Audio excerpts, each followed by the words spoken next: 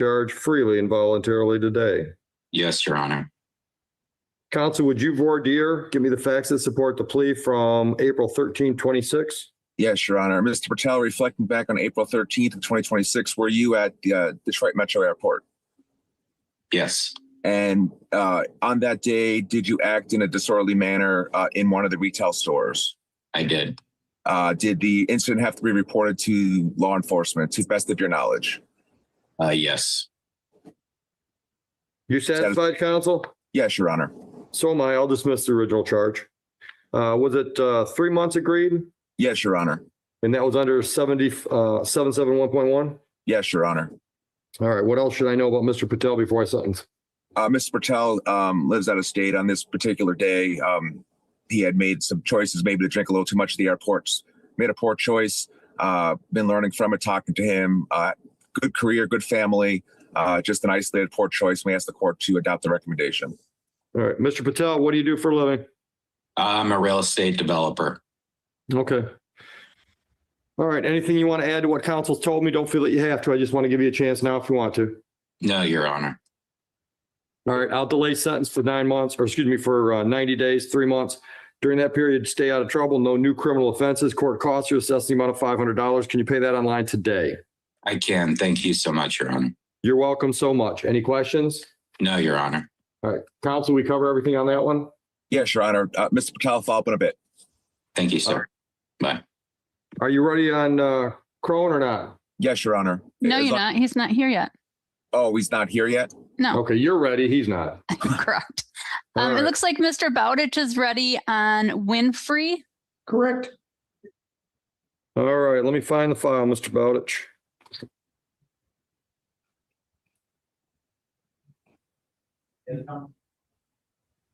All right, start talking.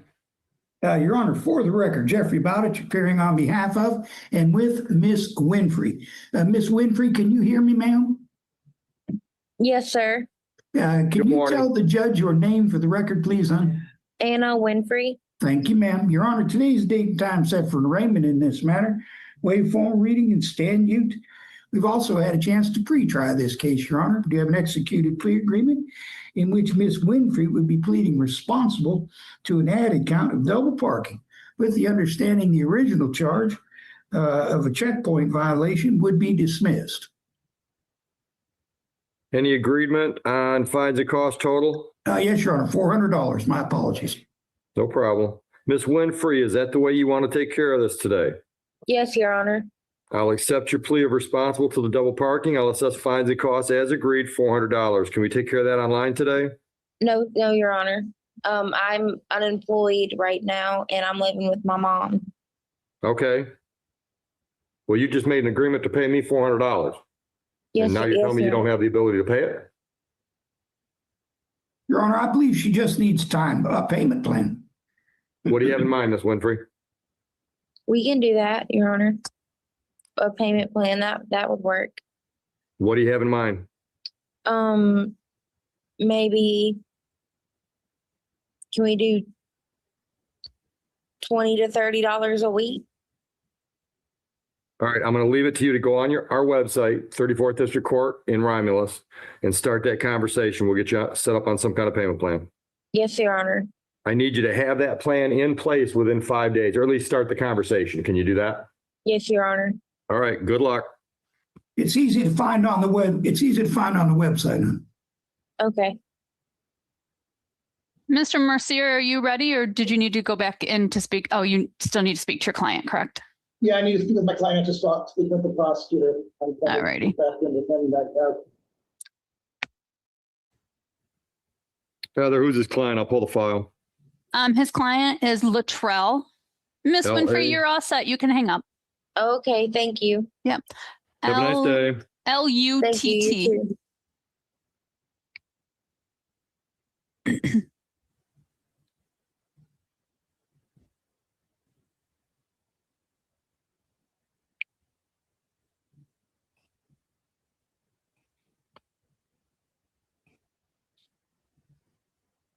And then, Judge, if you want to pull M-U-N-Y-A-K,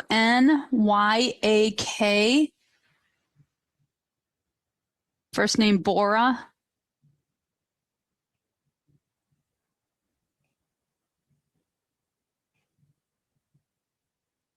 He's in the breakout room with his attorney. Good.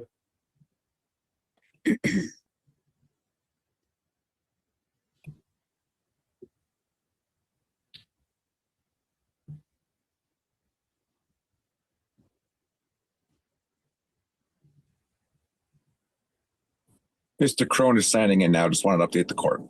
Thank you. Thank you, Your Honor.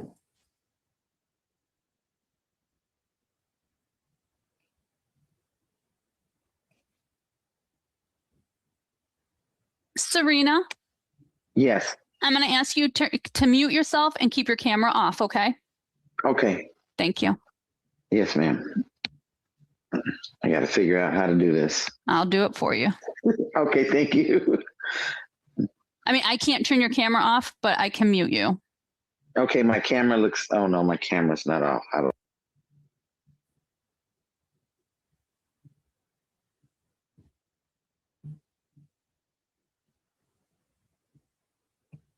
Mr. Paul Crone is on. He's just in the breakout room to check in with the clerk. Thank you so much.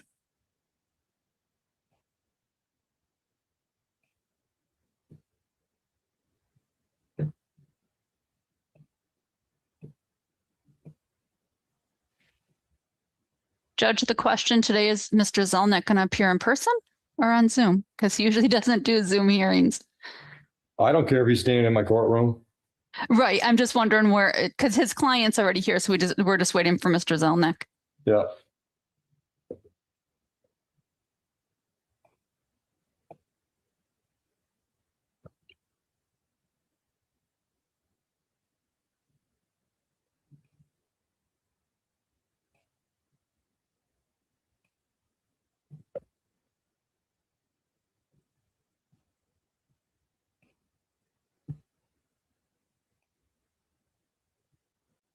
Yeah.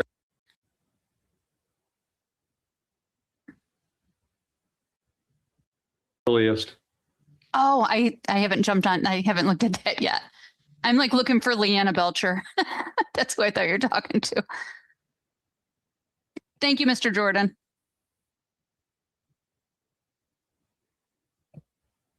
All right, we're ready on Crone. Mr. Paul, what do we got? Good morning, Your Honor. My understanding that prosecutors offering a 3-month delayed under 771 for the checkpoint violation, Your Honor. So straight up plea, 3-month delayed sentence. Yes, Your Honor. And discuss with my client once this is over, he can contact PD and get his firearm back as well. All right. So you've already had that conversation. Yes, Your Honor. Okay. Sir, is your name Crone or Cron? It's Cron, sir. All right. You have you had a chance to discuss your rights with counsel? I did. And you understand those rights, sir? Yes, sir. Understand the options presented to you because of those rights? Yes, sir. And do you understand the possible penalty for today's charge? I do. Understanding all of this, are you pleading guilty freely and voluntarily today? Yes.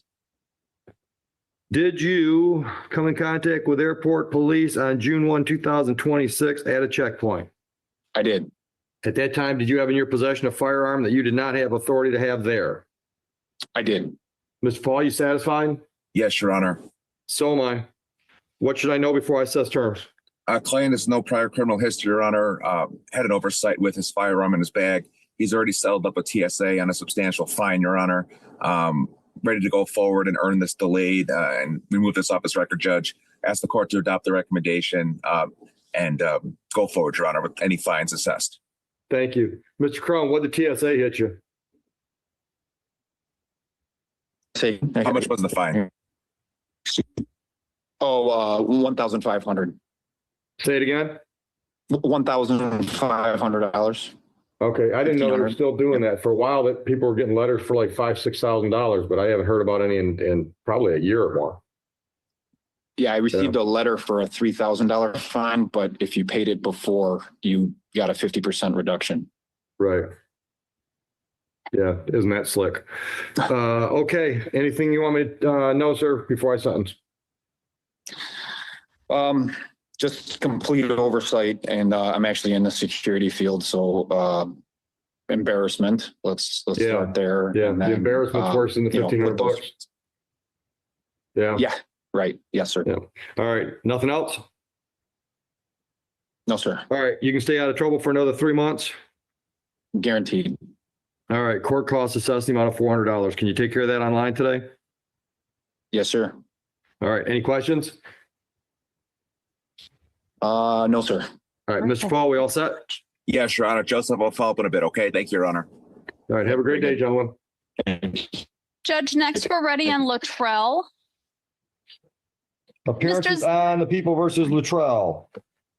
Good morning, Your Honor. Attorney Daniel Mercier representing Mr. Luttrell. Mr. Luttrell, state your name for the record.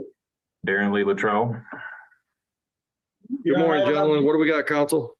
My client was charged with high blood alcohol level. The prosecutor offered a standard OWI after discussing it with my client. We're going to accept the terms. All right, Mr. Luttrell, did you discuss your rights and options with counsel? Yes, Your Honor. You understand those rights and the options they present? Absolutely. And do you understand the possible penalty for the added charge? Yes, Your Honor. Understanding all of this, are you pleading guilty to the added charge freely and voluntarily today? Yes, I am. Counsel, was this impaired plea or an intox plea? OWI. It's in tax, Your Honor. Thank you. Good morning, Angela. Morning, Judge.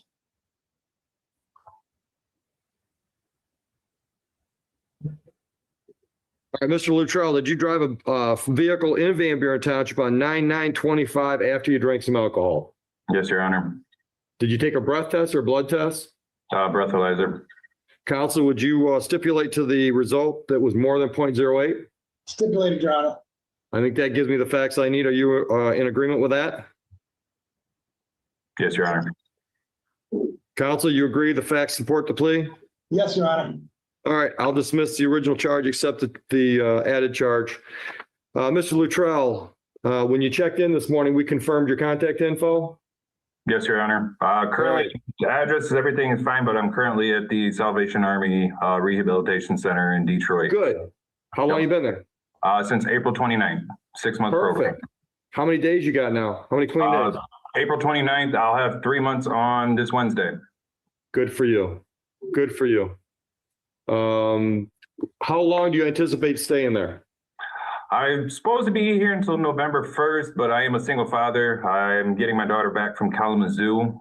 So I'm trying to play that by ear. I might complete the November 1st, 6 months, and then ask for another additional 6 months, just depending on how I can deal with the 8-year-old with my mother being 63, getting her back and forth to school and stuff like that in Westland. Okay. So trying to play that by ear. Good deal. Sounds like you got a great plan. That makes my tail wag. All right. So my probation department's going to reach out to you and we'll do a screening interview like we're doing this on Zoom. Okay. Counsel, I'll leave it to you to talk to probation. I don't like to do Zoom anything, but I certainly don't like to do Zoom sentencings. But if it's either that or pull him out of a good program, then I'll consider it. Does that make sense? Thank you, Your Honor. Appreciate that. He is in a good place. All right, so it looks like he has not yet been placed on bond, so I'm going to do that. Sir, I'm going to put you on a personal bond with a couple of conditions. The first two are pretty obvious. Show up in court when you're supposed to be, whether or not it's live or Zoom, and stay out of trouble. On top of that, no mood-altering substance without a doctor's prescription. Can you go along with those rules? Yes, Your Honor. Raise your right hand. Do you swear or affirm and acknowledge the debt payable to the court amount of $1,000 if you screw up bond? Yes, Your Honor. All right. You can put your hand down. Counsel, we hit everything or we miss anything?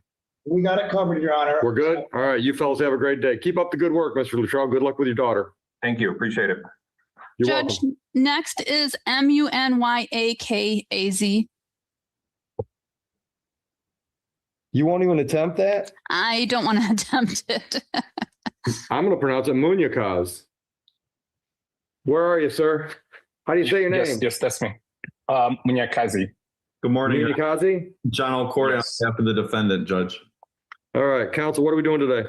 Your Honor, I did speak with the prosecuting attorney for the airport matters. At this time, we're pleading no contest to the disorderly person, and we're requesting 77.1 to be attached to this matter. And I believe we agreed to a 90-day deferral, Your Honor. Okay.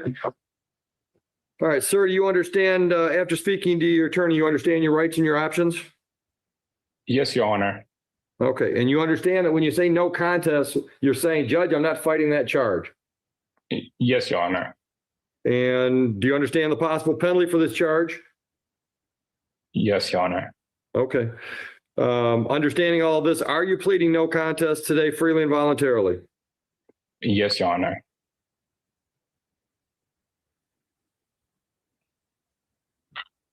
All right. Counsel, have you seen the appearance ticket? I have, Your Honor. I think the facts listed in the remarks section justify the no contest plea. I was going to stipulate to those for the no Okay. contest plea, Your Honor. We're on Okay. the same page. Yeah, that's a lucky circumstance because that's not normally the case. All right, so I will accept the no contest plea. What should I know before I sentence? My client's 32 years old. He's a graduate of Cornell University. He has no prior criminal history. He currently works in the tech and AI sector. He's shown plenty of remorse with this matter. It's not his typical behavior. There was no alcohol or drugs involved here. He is bipolar type 1. I believe that contributed to this. I believe he's a good candidate after the 90-day deferral to have this matter dismissed, Your Honor. Okay. Sir, don't feel that you have to, but I'm going to give you this chance if there's anything you want to add to what your attorney has told me. So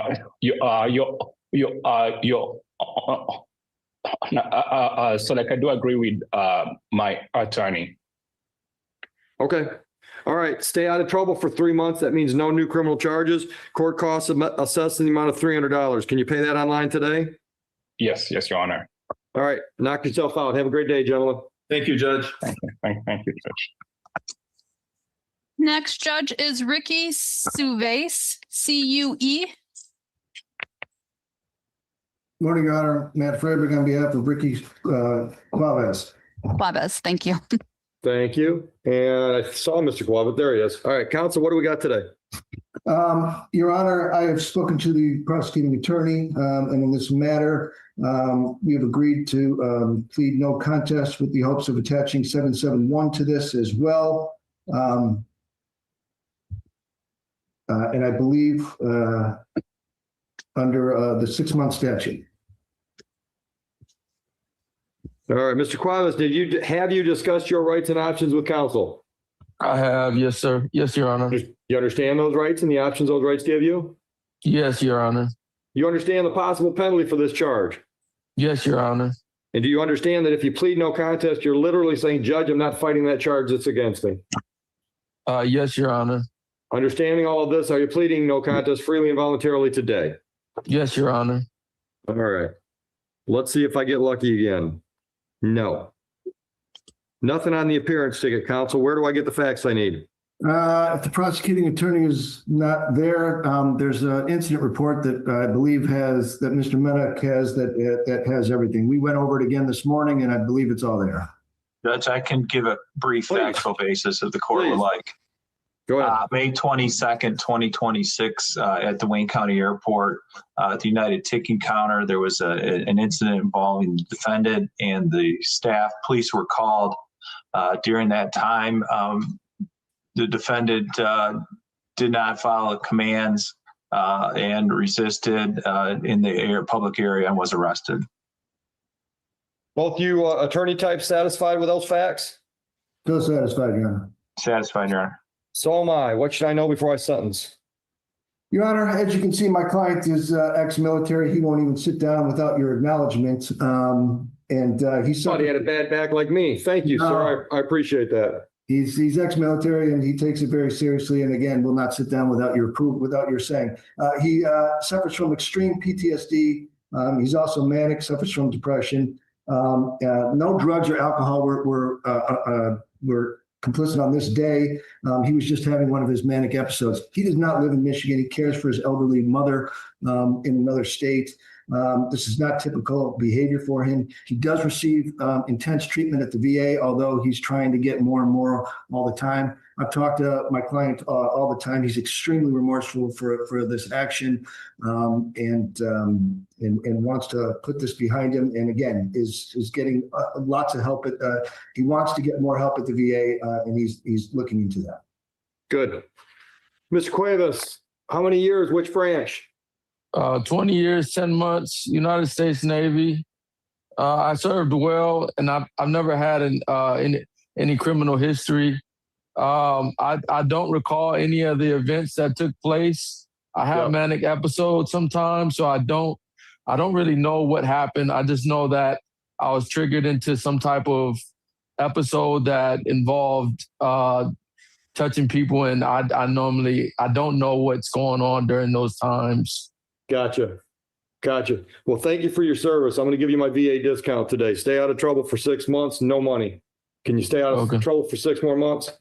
Yes, Your Honor. All right. Once again, thanks for your service. Have a great day. Thank you, counsel. Thanks, Judge. Now you can sit down, Mr. Cuevas. Yeah, Ricky. Do I still? No, you're done. You're done. You're all set. All right. Just stay out of trouble. Thank you, Your Honor. Am I done? I think that's Mom, Judge. All right. You're welcome, ma'am. Ms. Heather, am I Thank done? you. Judge, Jim, are you there? Where are you at?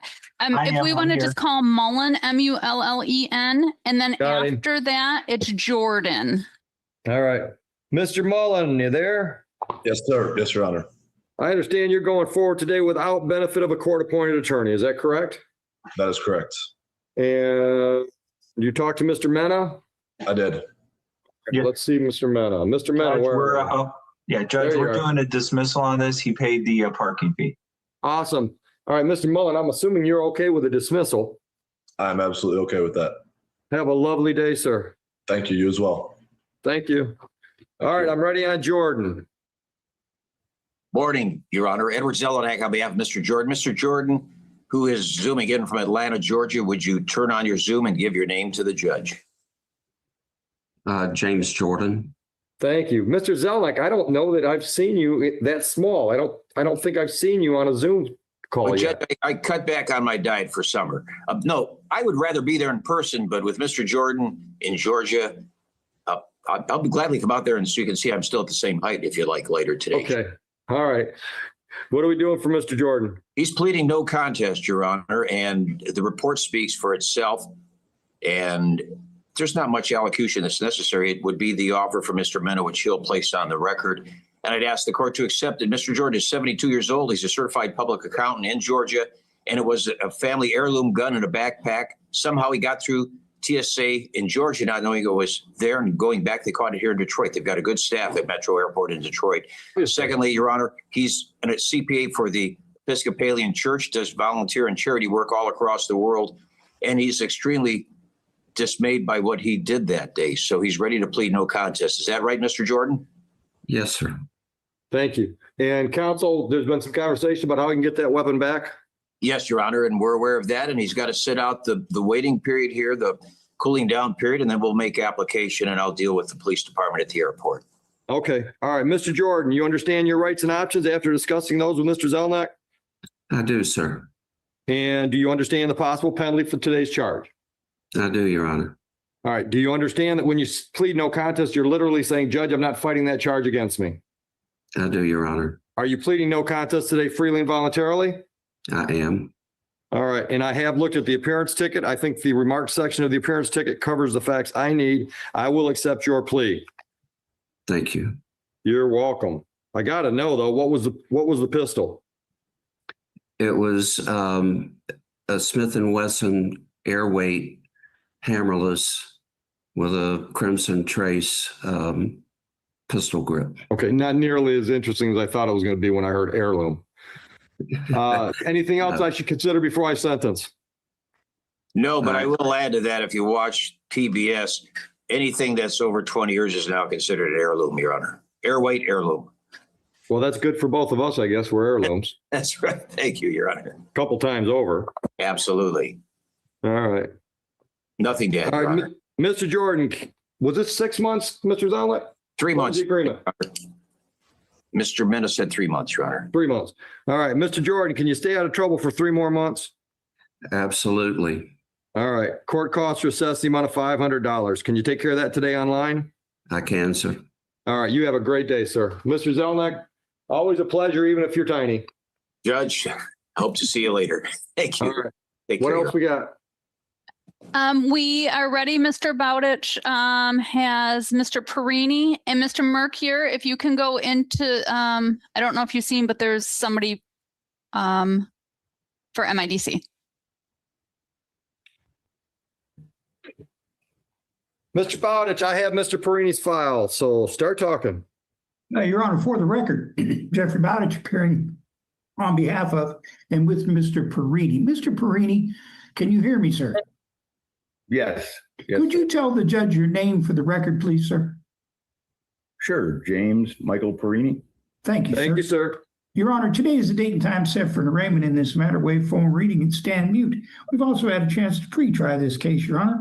We have an executed plea agreement subject to court approval. In that agreement, Mr. Perini would plead responsible to a double parking citation with an agreed assessed upon fine of $400, with the understanding that the checkpoint violation, a little bitty knife, would be dismissed. Mr. Perini understands that he will not get his little bitty knife back. All right, Mr. Perini, you understand your rights and options, sir? Yes, I do, Your Honor. You understand the possible penalty for the checkpoint violation? Yes, I do, Your Honor. All right, and you're pleading responsible to a civil infraction and you've agreed to pay fines and costs of $400, correct? Yes, that's correct, sir. All right, can you pay that online today? Yes, I can. I'll dismiss the misdemeanor when that payment gets processed. Any questions? No, thank you, sir. Have a lovely day. Thank you, Mr. Perini. Judge, Thank you. next, You if too. we can call Castellanos, Castellanos. His attorney is here. Yep. Mr. Castellanos is undergoing treatment, so they're just asking for an adjournment. Okay. We're doing either August 28th and 24th or September 28th. Which is best, Mr. Menorez? August is fine. In my conversation with the people, it sounds like we'll be resolving and we'd be able to do so today, I think, if I had the opportunity to speak with Mr. Castellanos. So the August date is just fine. All right, August 24th at 9:50, same Zoom. I'll be here. Thank you so much. Thank you. Have a good day. You as well. Thank you, Judge. Tell your guy good luck. I will. Thank you, Judge. We'll see you soon. And Judge, can you pull MACIBOR?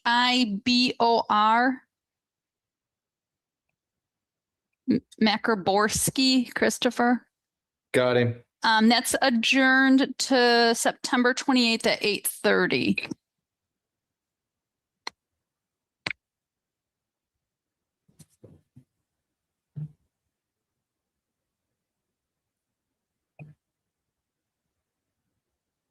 That's us again?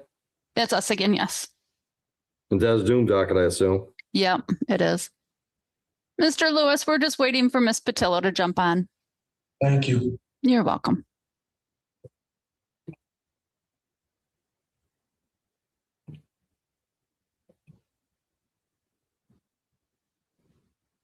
Carol, I'm stepping away real quick. If you can just watch the breakout room or the participants, please. Got it. Thank you.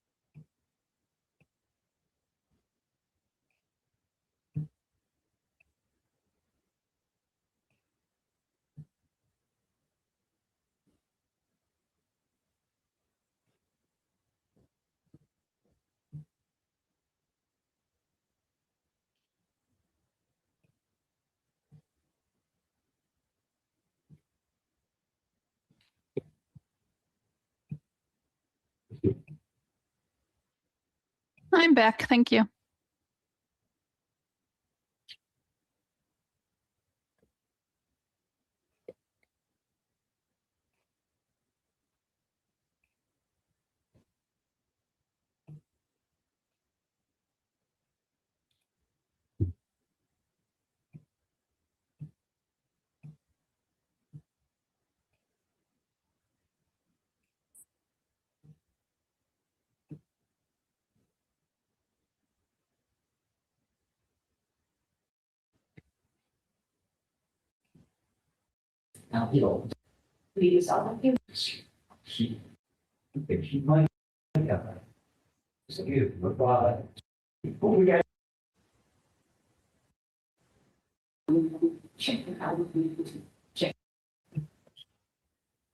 September of 25. All right. Anything else you want me to consider before I sentence you? I did take a basic improvement course Good. on my own. I did complete it. I have yet to receive the certificate for it though, but I did complete it and I passed. Okay. Good. All right. I'm going to assess fines and costs on this file of $300. Within 5 days, I need you either to come to court or go online and either pay it or get a plan in place to pay it. And that has to be done within 5 days. Clear? Clear. Any questions for Mr. Bowditch? No. Have a nice day. Thank you. Thank you, ma'am. Ready on Hughes.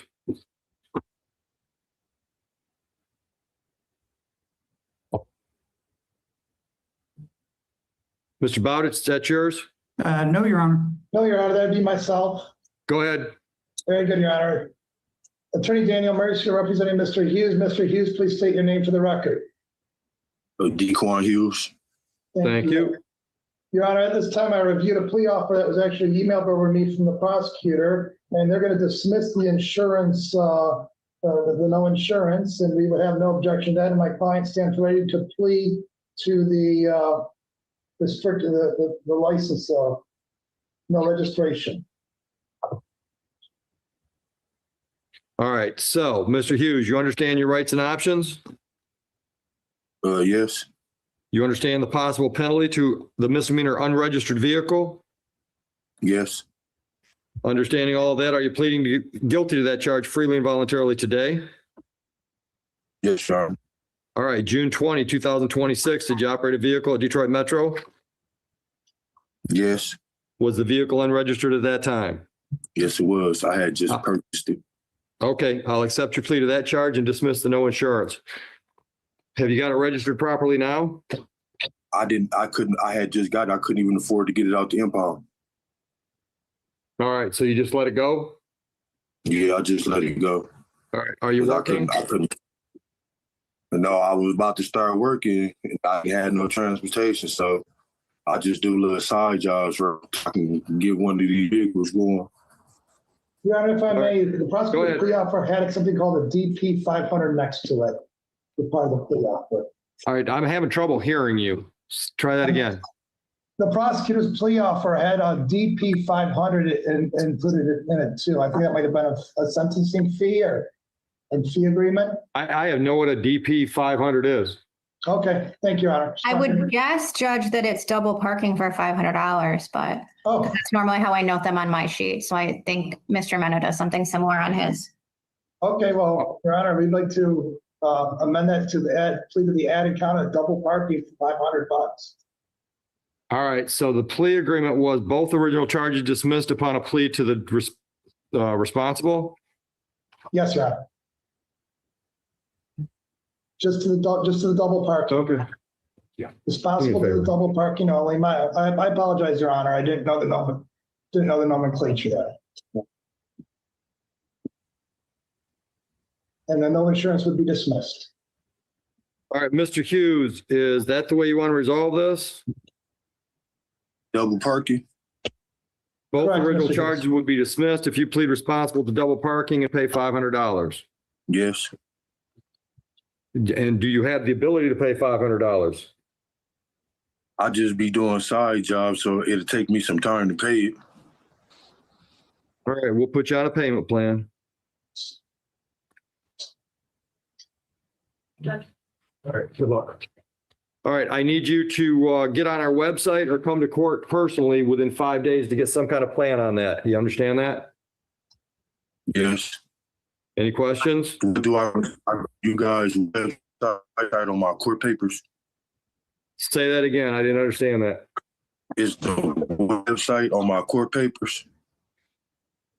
I don't know if our website's listed on your notice or not, but if you internet search 34th District Court in Romulus, our website comes up. Okay.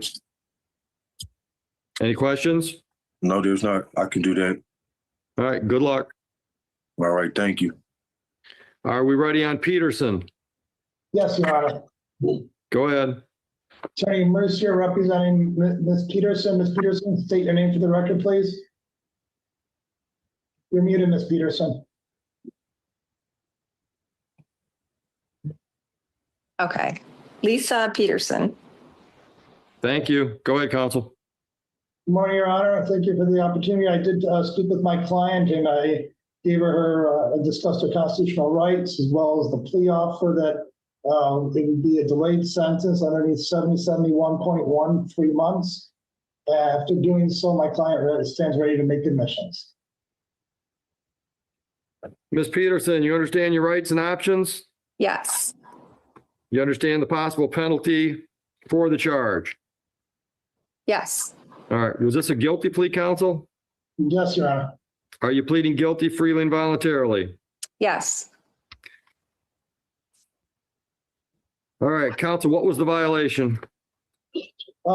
She had a weapon, specifically a small knife at a checkpoint, Your Honor. All right. That correct, Ms. Peterson? Yes, it is. I'll accept the plea. Counsel, what should I know before I sentence? This seems to be an isolated incident. I don't think you're going to see this happen again. It seemed like my client just forgot that she had this small knife with her. All right, Ms. Peterson, anything else you want to add to that? Don't feel that you have to. Oh, no. All right. Stay out of trouble for 3 months. I'll delay the sentence. That means no new criminal offenses. Court costs are assessed the amount of $500. Go to our website, make arrangements to get that paid. Make the arrangements within the next 5 days. Understood? Yes, sir. Any questions? No, thank you. Have a nice day. Thank you, you too. Thank you. Charles Corella. Hello. Leave. Who's representing Mr. Corella? I think that's Mr. Bowich. Okay, he must be in a breakout room.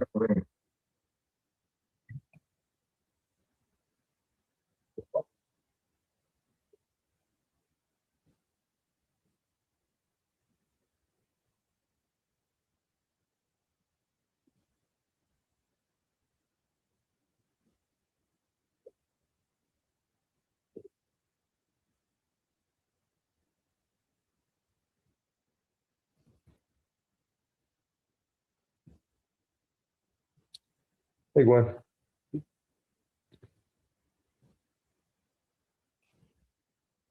Thanks.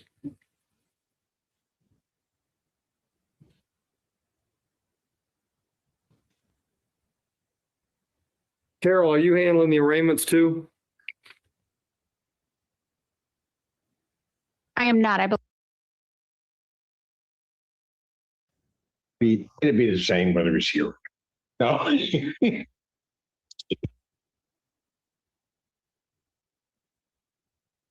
Oh. That's why he wasn't here.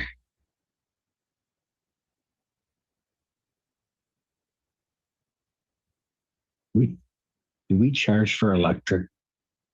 Yes, pay for my tax dollars. Oh, is that how that works? Wow. Court does call the case of the people versus, is it Tesfaldet? All right.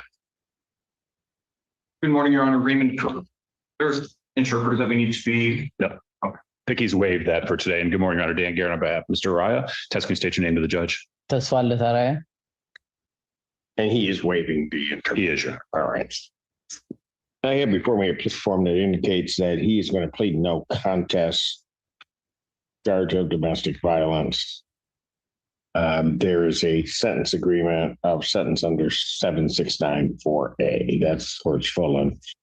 That's correct. It is correct, Your Honor. May I have him sworn? Raise your right hand.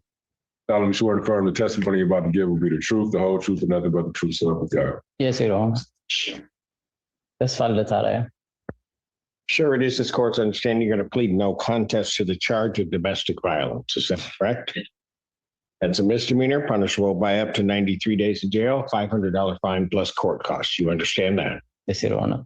You understand what a no contest plea is?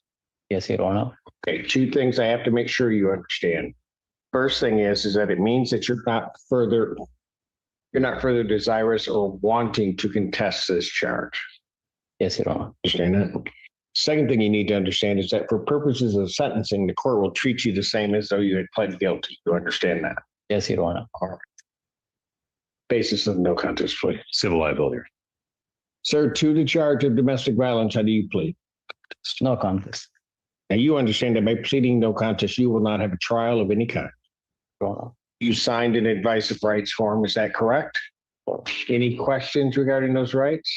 No, Your Honor. Look at paragraph 5 on the podium there. Those are your rights which are part of a trial. You understand that by pleading no contest, you're giving up those rights as well as all the rights on that. Your Honor. You understand you're giving up your right to appeal of right. Yes, Your Honor. Are you on probation or parole? No. Has anybody promised you anything other than what's been stated here today? No, Your Honor. No? Anybody threaten you or coerce you? No, Your Honor. Doing this voluntarily and of your own free will? Your Honor. Court has been provided and has reviewed Pittsfield Township Department of Public Safety report for their case number 2514772. Any objection from counsel to the review of that report? None from the people? No, Your Honor. Based upon a review of that report, the court does find that there's a sufficient factual basis in which the court could determine the defendant's guilt of this offense. Sir, I do have to advise you that if between the time that I accept your plea and the time of sentencing, you commit misconduct as defined by the Michigan court rules, you would not be entitled to withdraw your plea, and the court would not be bound by any sentence evaluation or recommendation. You understand that, sir? Yes, Your Honor. All right. Counsel, are you aware of any other promises, threats, or other inducements which have led to this plea? None from the people? No, Your Honor. And have I complied with the court? Yes, Your Honor. Yes. Court will accept the defendant's no contest plea to this charge. Defendant is referred to probation for pre-sentence investigation and report. Sentencing will be August 31st, 2026, 9 a.m. Bond with its conditions will continue. Thank you very much, Your Honor. Thank you. Just like this. Let's see. It's from here. What about? Wait, because I thought you marked a copy. Sorry. Sorry. I do experience. I'm supposed to. Yeah. All right, hold on. Germany and she doesn't. Okay. Oh. Yes, you're right. Thank you. I feel better now. For integrity. All the people's.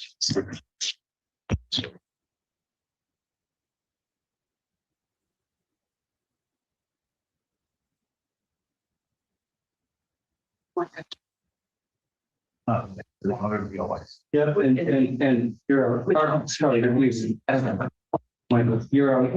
we even know what are they doing right now? I don't know what they're doing. Everybody's leaving. Bye. What?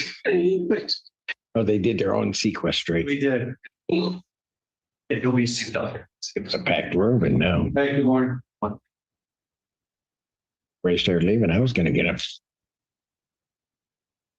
So we're ready? Yes. We are. Court does call the case, People versus Michael Clark. Morning, Your Honor. Raymond Cook for the people. Your Honor, Joe Simon on behalf of Mr. Clark. Mr. Clark, state your name. That's Michael Capucci here. My name is Michael Clark. Thank you. And I appreciate you bending down for the microphone, but they're very sensitive, so they didn't pick you up. All right, it's okay. No, I understand why you did that. Okay, this date time set for trial. Ready? We're ready to proceed. We do have a preliminary matter that the court probably is likely going to guess what it is, but address that at the right time. We have. I'm not guessing anything, but go ahead. We've mutually sequestered our own witnesses. Oh, I'm sorry. And asked formally that get ordered, but we've already done it. And that was my request also, Your Honor. All right. Witnesses are hereby ordered to question. And you have done so. All right. Opening statements. Thank you. Would the court prefer that I speak from the table or from the bench or? Either is fine. Go to the podium. Your Honor, I'm sure the court is aware of the charges today of stalking, domestic relations, as well as domestic violence, as well as the elements of those and what the people need to prove.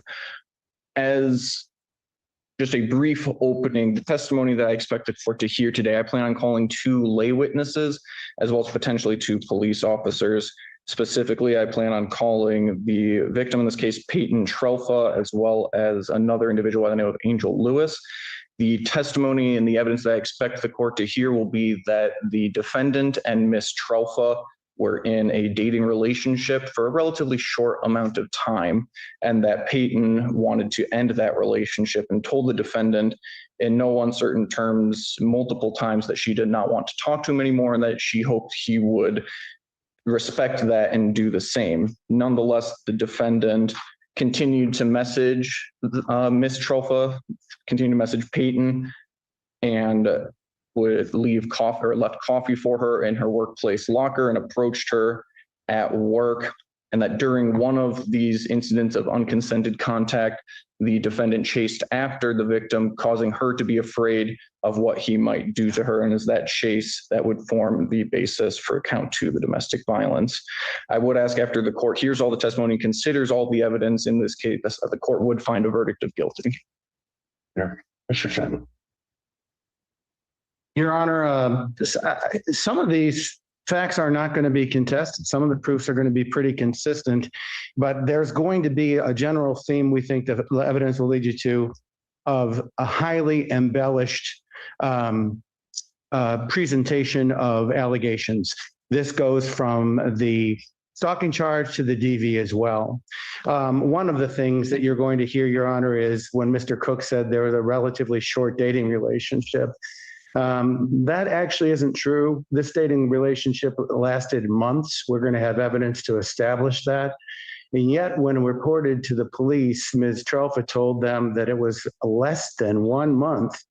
And it was trying to, we believe the evidence will show, characterize the relationship as something different than it was to push forward this allegation. You're interestingly going to hear that she didn't even report the matter to the police, and we're going to argue that nothing here amounted to criminal behavior.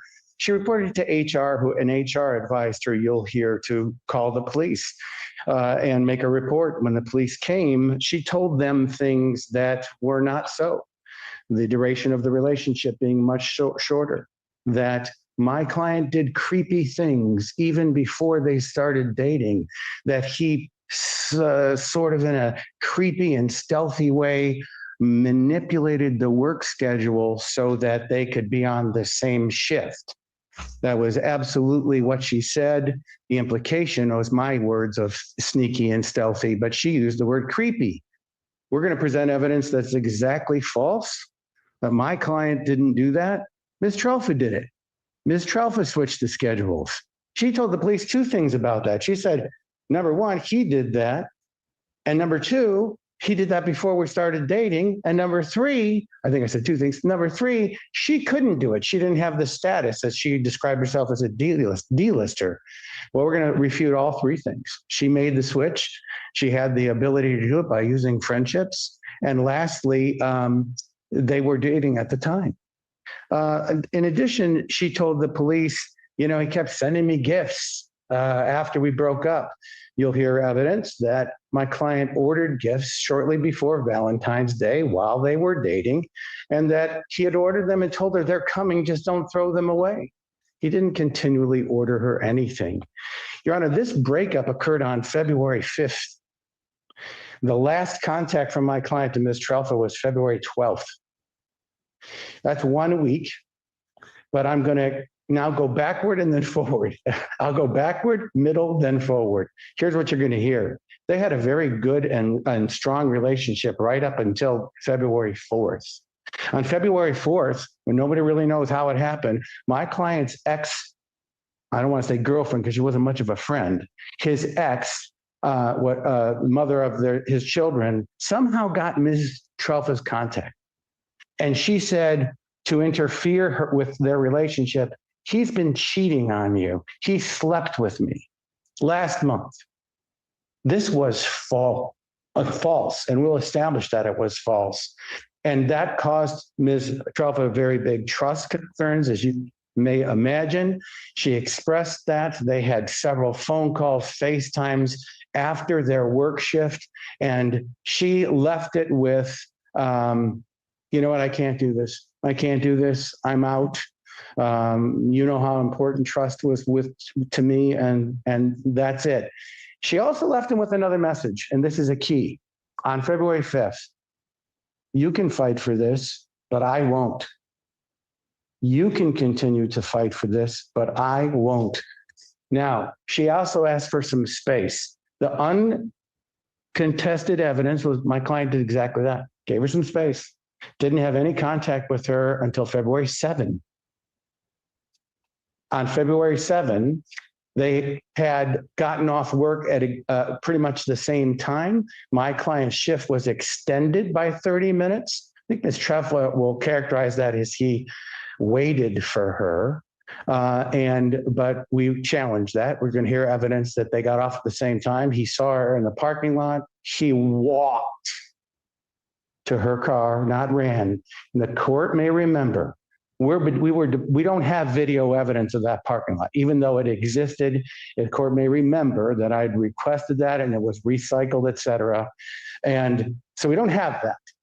But what you'll hear is he knocked on her window. Can we talk? She got out of the car. They had a pleasant conversation. It ended with her not changing her position. He follows that up with a text message. These are the exhibits you're going to get. And the text message was, I'm sorry, I'm trying to respect your space. This is just so hard. I'm doing what you're asking. In that text series, we're going to ask you to focus on one thing. You said I could try and you wouldn't.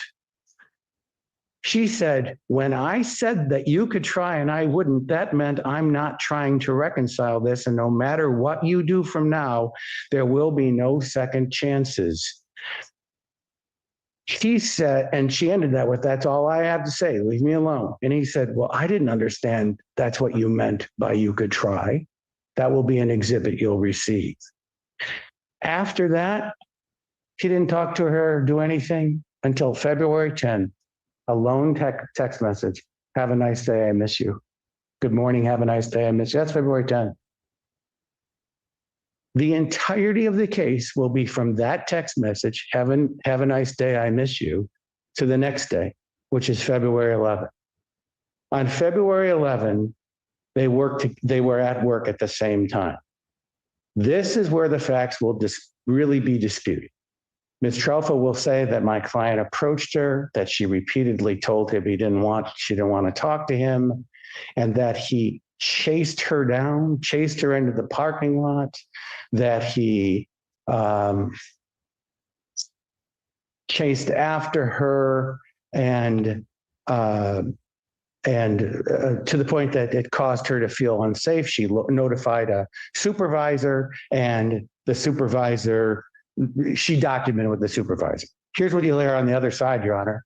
Number one, you'll hear that my client never chased her, only tried to approach her for really two reasons. Number one, an epilogue on a text exchange of, when am I going to get my stuff? That happened on February 7th. A misunderstanding of her 30-minute time window from when he could pick up his stuff from her residence. He thought, are you leaving it on the lawn? I may not be able to get there in time. He lives in Hillsdale and she lived locally. And he was worried about the time frame. They showed each other their messages. No, look, this is what you said. And then what you'll hear is that she walked away. He walked after her. She went to her ambulance rig to start her shift. He followed her out there, wanting to continue the conversation. She didn't want to. She drove her rig back to the port. He walked back up to her, not ran, walked, and handed her something she dropped, a device for her shift. Held it up to the door. She opened the door. She grabbed it. That was it. There was no more contact between them. Supervisor contacted my client, said the same supervisor that Ms. Truffle contacted said, hey, listen, Michael, it's your best interest to just let this go. No more contact, no more thing at work. And he said, okay. And he said, I'm going to sit here in my car until she goes away, and then I'll leave and I'll be fine. He abided that advice. He abided that advice. It was not an order, but it was advice.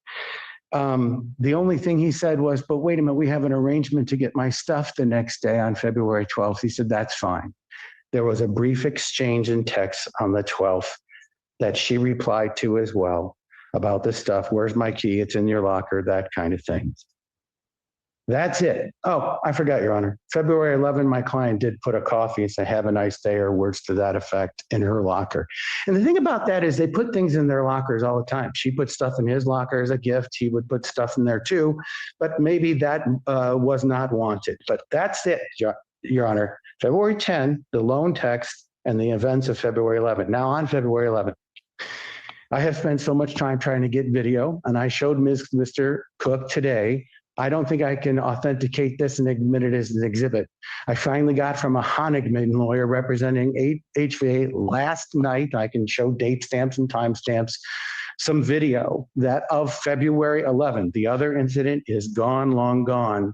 I showed it to Mr. Cook, and it has gaps. It's a weird system. It leaps forward 30 seconds every now and then. I'm going to be using that video to refresh witnesses' recollections because I don't have a witness to authenticate it as an exhibit. In lieu of bringing a witness here, they said, here's your video, kind of thing, in response to my subpoena. But then, Your Honor, there was one more contact. Not to my client, to her. She went on a vacation. That's why he ordered the Valentine's gifts ahead of time. He knew she was going on a vacation, and she was with a mutual friend on the vacation. He contacted the mutual friend. He said, can I talk to you? What's up? And why did he do that? He got the smoking gun.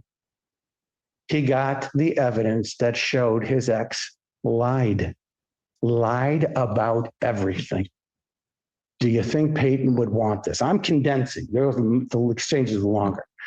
And she responded basically, no, she wouldn't want it. We already know. That knocked him off his socks. He was in disbelief. How could that be? And then Peyton got on. Peyton took the phone and said, hey, this is me. I already know you're all a bunch of lunatics. F off. With that, he knew that even by clearing his good name, if you will, and by getting the truth out there, there was no reason to ever communicate with her again. And he didn't, and he never even tried. She came back from vacation. She had the meeting with HR that was scheduled before she went on vacation. They said, make a police report, but police came out, and she told the police a very different story, as I've outlined. The police left that day, you'll hear, with an admonition to each of them. Now, she's not a party to the case, so they can't make orders, but it was advice. Don't contact each other. My client abided. But you'll hear evidence that she called my client that very night, the day she reported, which is February 22nd, 2026, about 5 hours after the report. She called him. He let it ring through. He wasn't on a bond condition, but if he had been on a bond condition, what would Your Honor have instructed a defendant? Don't even answer the phone. And that's exactly what he did. He didn't answer it. It rang multiple times. Was his heart aflutter? Yeah. Did he probably want to answer it? Yeah, but he didn't. No voicemail was left, but we'll provide evidence of the call. That was told to the police, by the way. No epilogue investigation on that. There was one more contact, Your Honor. And I think that I'm offering this to show Ms. Trelfa's state of mind, because one of the key elements here is, did she feel actual harassment? That call, I think, is going to be excellent evidence of why that isn't so. But another thing happened in April of this year. where either Ms. Trelfa directly or Ms. Trelfa's roommate at her direction did something to my client's locker to harass him at work. And there's such specificity with what they did to the locker that the information that was there could only have come from Ms. Trelfa. It was populated with the case number, and such a specific case number, including the case codes, the SM at the end. It was populated with the next court date for pretrial, April 20th. It was populated with the date of the complaint. It was populated with such information that only one real person really could have. Oh, well, I mean, there are public records, but the inference will be very strong beyond reasonable doubt. We say, even though we don't have that burden, that was at her direction or she did that directly. Again, that's April 8th of 2026. This all goes to the state of mind that we asked the court to consider. This is not anything other, we'll argue, than a sudden shift, an end of a relationship that puts somebody into a funk and a broken heart, who wanted to salvage his good name in his relationship, the person that he loved, for a short period of time that never achieved criminal behavior. And Ms. Trelfa's own actions demonstrate that that's not how she earnestly felt about it either. Something funny happened when she talked to the police. She tried to slant it in a very different way, and then she became very invested as a victim. And that's why she did what she did in April of 2026. The good news is I think we're going to have enough evidence to support our theories, Your Honor, and that's why we will eventually, I should ask, I didn't even address the DV. I don't even understand the DV charge. I've never understood the DV charge. I don't think you're going to hear one piece of evidence to support that charge. And I don't mean to interrupt. I was done. Okay. That's shocking. Oh, I'm kidding.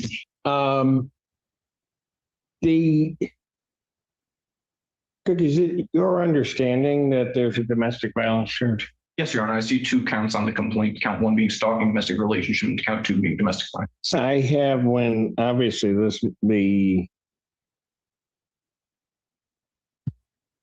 unclear to me when it came for authorization for the magistrate, there's no probable cause as to count. I felt that way from day one, so I didn't know that. That was not reflected in our notes. So I was not aware of that, but I appreciate the court letting me know that. The people would be willing, the people are still able to proceed on the complaint as it was found by the magistrate. Okay. It's just the one count of the stalking. Understood. Thank you. Thank you. I didn't say formally for the record. That was the conclusion of my formal remarks, and we'll be asking the court to find a verdict. Thank you. Can they call your first witness? We'll call Peyton Trelfa.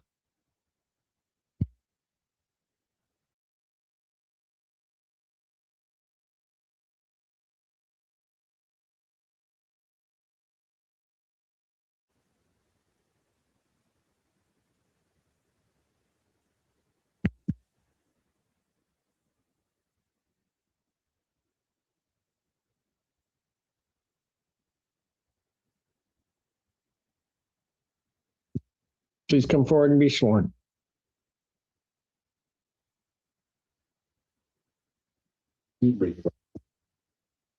Sound swear from the testimony about to give it to your truth, the whole truth. Takes 3. Trelfa, T-O-N. Last name T-R-E. All right, you may inquire. Good morning, ma'am. How are you doing? I'm going to be asking you a few questions.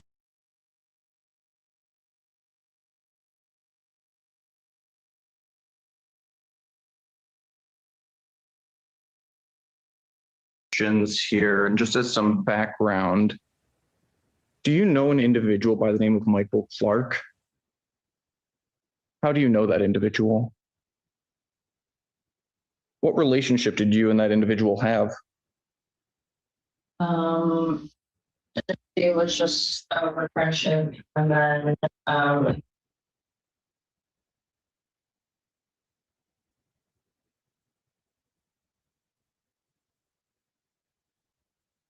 When you say you had a relationship for about a month, what sort of relationship were you talking about? Do you know roughly when that relationship began?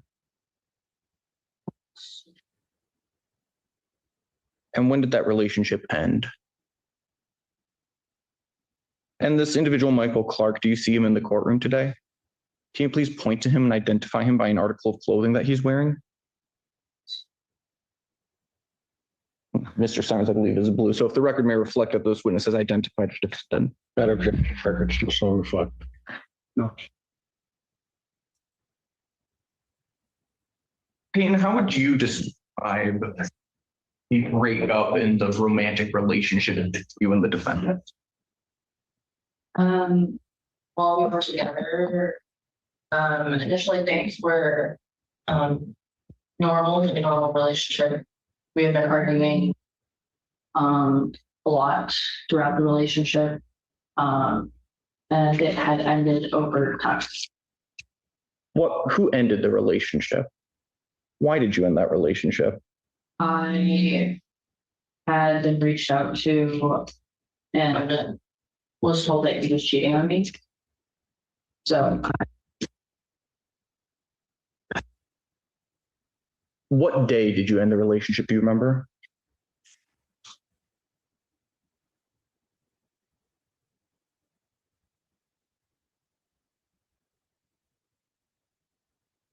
When you ended the relationship, was that the end of the contact between you and the defendant? How did that contact continue? mainly over text. And then the text messages that I managed out once I had. Do you remember what day you blocked the defendant? Either it was the 12th for a little bit for that, whenever the text messages had stopped. Showing defense counsel with the Marcus Peoples proposed exhibit 1. I showed this to defense counsel earlier today as well. May I approach the witness? You may. Ma'am, I'm handing you a copy of what's been marked as Peoples proposed exhibit 1. For the record, that is a 17-page document. Can you please look through that document and let me know if you recognize what it is? Yes, I do. What is this document or these documents? This is conversation. Organized. Around like the last. Looking on page 1, does this document indicate when these text messages are from? When? The first one is. And flipping through, are you able to see what date other text messages are sent? And specifically going to the last page, what does the last text message give or indicate as far as the date that that's sent? February 12th. And have you reviewed these texts prior to testifying today? Are the texts contained within this document the full dialogue between yourself and the defendant's text messages between February 5th and February 12th? Your Honor, I move to admit what's been marked as Peoples proposed exhibit 1. Any objection or order? No. Okay, exhibit 1 is admitted. May I approach to publish to the court? Yes, you may.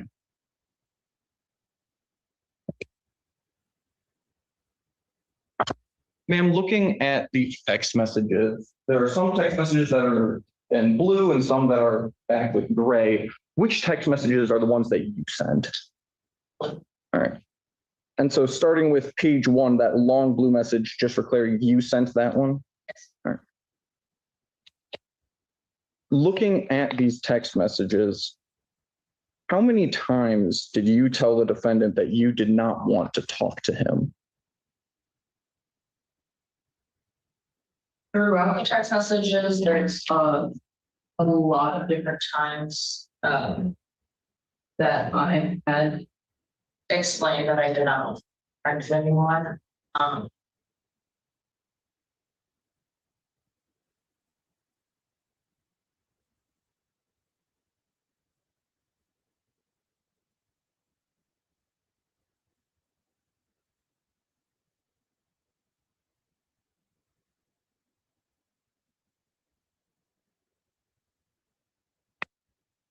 That's 4 times.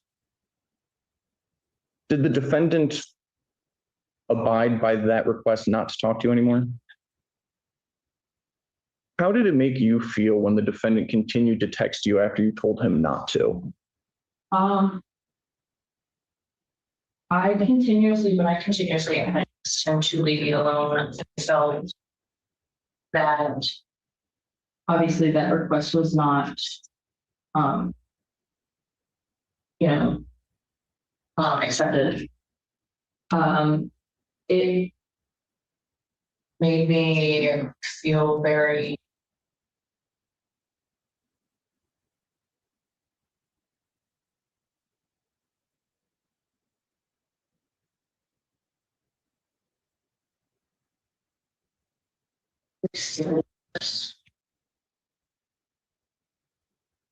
What about it made you scared?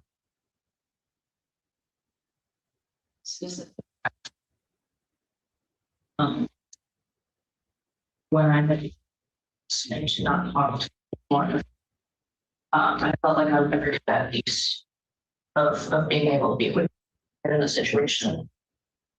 What about the 11th specifically made you scared?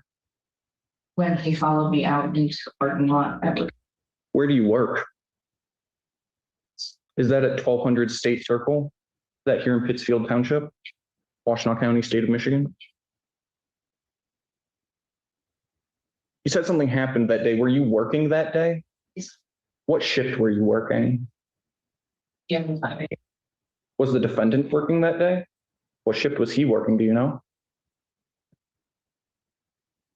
What happened at work that made you concerned? I was in our resupply room and he had attempted to come up to me and talk to me. And I said like multiple times that I did not want to talk to him. I wanted to be left alone. And I had texted my supervisor and asked him what I should do, as I had been reporting to my supervisor about everything that was happening. Because there was already. I ask you.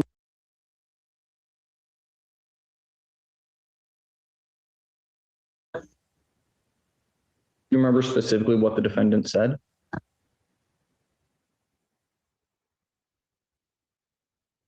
Was there anyone else in the resupply room with you? Who?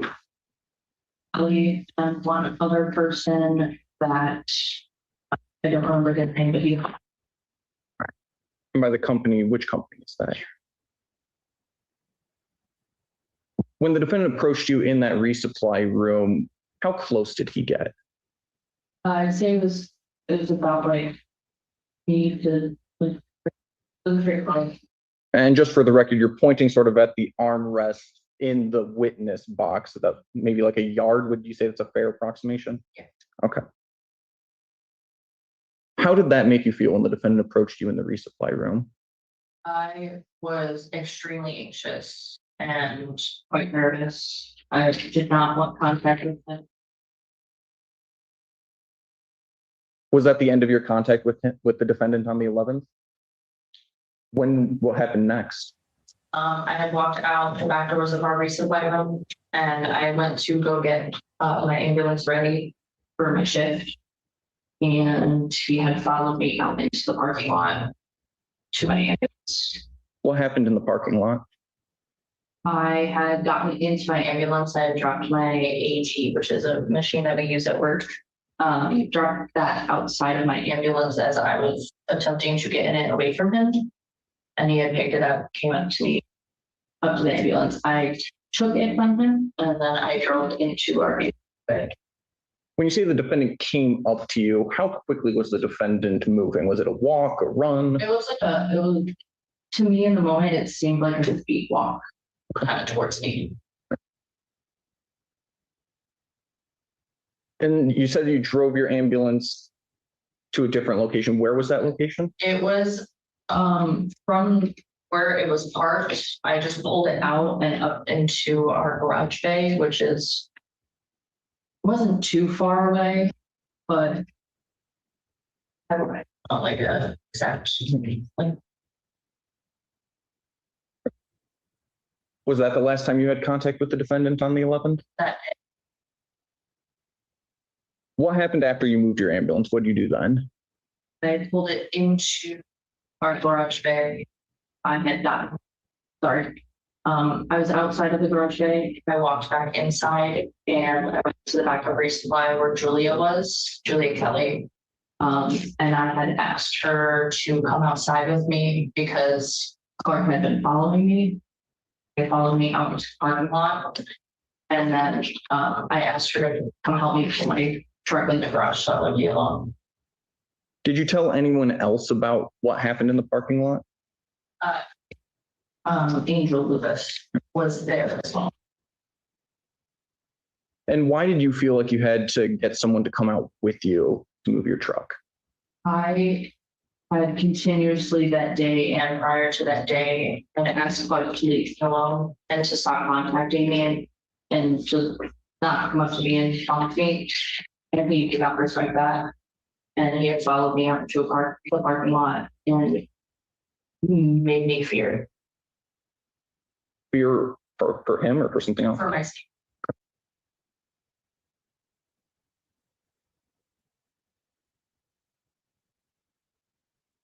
At any point on the 11th, did you ever find anything in your locker? Yes, there was coffee in my locker. Before I go on, I need something clarified. You said feared for your safety. Was there anything prior to that point that the defendant had done where you felt it was a threat to your safety? Other than him continuously contacting me and right, I get the contact. You made a specific statement about a threat to your safety. And so I'm trying to figure out what you mean by it. When he had followed me out into the parking lot, but I had to not talk to me anymore. And then he had followed me out and I wanted to be. Right. But I guess the way that it was said, and I just want to make sure I have context to it. Was there a fear on your part that he was going to do something? Yes. What? I don't know. I was fearful for my safety. I didn't know if he would do anything. I didn't know if he. Had there been anything in the past that would be indicative of him where one might perceive that there's a threat, that he had done something in the past that, no? It was just your belief that he was going to do something? Okay, go ahead. For some additional context, when you're out in the parking lot and going to your ambulance, what time of day is it? It was at nighttime. It was around 11-ish at night. Was there anyone else around at the time? Outside, Angel had been in the parking lot. I don't know if she seen anything. I don't know what she specifically witnessed, but I know that she was out in the parking lot, in our separate parking lot. Okay. When you were walking to your ambulance, were you walking with like a partner or were you on your own?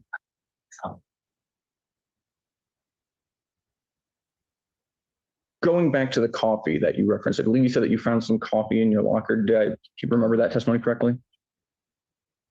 Did you ever photograph that coffee? I believe I did, and I believe I have that here.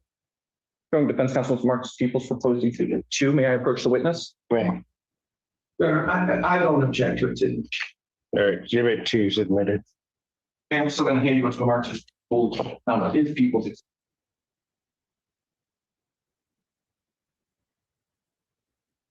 What's in that picture? The coffee, or I left in my locker with the note. And I have an extra copy. May I publish to the court? You may.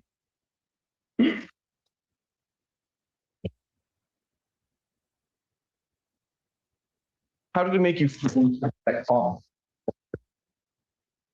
It made me feel honestly diminished at that point. felt very like, I don't overwhelmed with the situation. Was that, do you know, let me see if I can phrase this question here. How often do you go into your locker at work? Every time ever, at least once a day. Do you know when that coffee was placed in your locker? It would have probably been around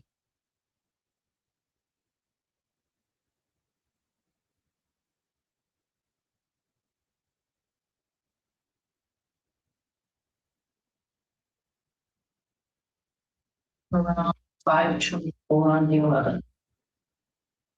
And do you know who put that coffee in your locker? How do you know that? He sent a message to me and said that there was coffee in my locker.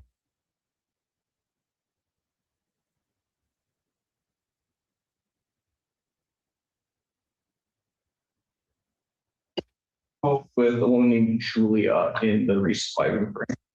You ever reach out to your supervisor? Yes. Okay, good. You ever reach out to your supervisor about anything that happened between you? That day, yes. And who is your supervisor? What did you tell your supervisor? I had explained to him that work was in resupply and he was not leaving me alone. I was unsure what to do because I was scared. Showing defense counsel with marked People's proposed exhibit 3. No objection to it, Commissioner. Exhibit 3 is admitted. And approach the witness. Man. And I'm gonna have to copy for the court. Yeah. And just for clarity, what is this document I put in front of you? This is the conversation between my supervisor and I. And when you, are your text messages the one in blue again? Yes. When you say I'm in I believe at the top there it says, quote, I'm in resupply and Michael won't leave me alone. Is that referring to the February 11th incident?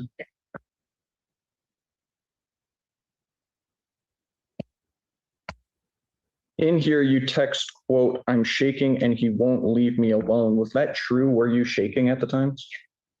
Why were you shaking? I was nervous because I did not want to talk to him and he would leave me alone.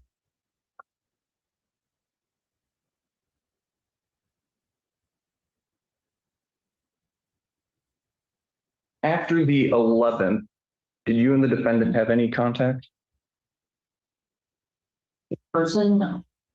What about over text? Other than what was the on the 12th. He had contacted me and he commented this. And then going back to People's Exhibit 1, the final page there, it looks like at the end you blocked the defendant. Is that true? Yes. Did you report this incident to police that day on the 11th? When did you report this incident? To the police, I should say. I don't remember specifically what day it was, but I believe it was the day after I had gotten back. Would looking at the police report refresh your recollection as to when you reported this? If I may approach the witness, Your Honor. Right. For the record, I'm just showing you the cover page of Pittsfield Township Police Report 26-931. You can just take a look at this and let me know when you're done.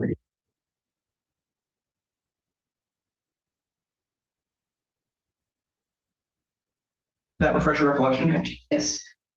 What day did you report this to police? It'd be February 22nd. So that would be 11 days after this incident occurred. Why did you wait so long to report it? I was on a pre-planned vacation. And I I had informed my supervision and my work of this incident. Obviously that day I had told my supervisor, and since I was on my vacation, I wanted to see if he would stop contacting me, which he not. And that's when it went further, and I put in HR okay at our job. And when was that? I believe it was the 11th or the 20th. or no, but the 11th or the 12th, like I had, when I told my supervisor about it, he had put in an HR complaint about the situation before I had left. So at some point over this vacation, the defendant tried to reach out to you. When did that happen? Well, I don't, Sustained, thank you. because that's not, Understood. rephrase.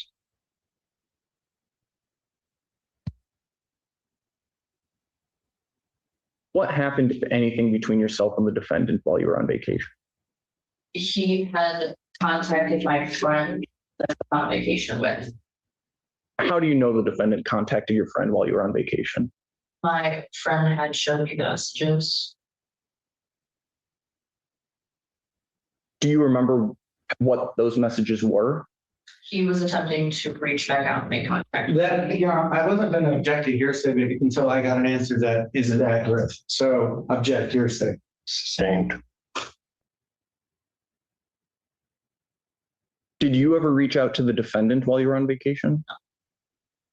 Since the final text message, Sorry, I just want to make sure I heard that. Did you ever try to reach out to the defendant while they were on vacation? She said no. Thank you. since the message saying it's in your locker on February 12th on the last page of People's One, have you reached out or made contact with the defendant? No.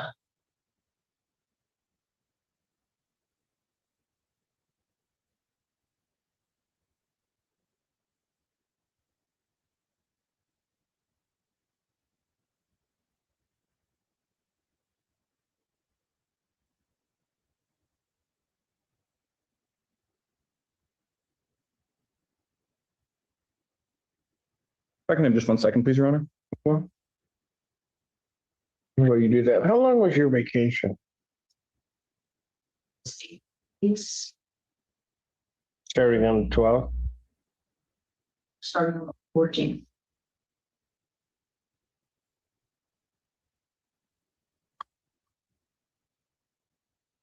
Then I'm a bit confused. The testimony that I'm hearing was the contact that occurred on the 12th became I think the prosecutor asked you, why didn't you contact the police until, why did you wait until the 22nd to contact the police? I had left on vacation and I honestly did not want to, I didn't want anything to do with the situation through all the contacts and the messages and everything. I obviously wanted to be left alone. And well, I'm hearing you. Yes, I get it. But your response to the prosecutor was you didn't contact the police until the 22nd because you left on vacation. Yeah. But so that we're clear, the last contact, at least that I'm hearing here, would have been in February 12th, which 2026, which is a Thursday. Then there's the 13th, which is a Friday afterwards. And then you said your vacation started on the 14th.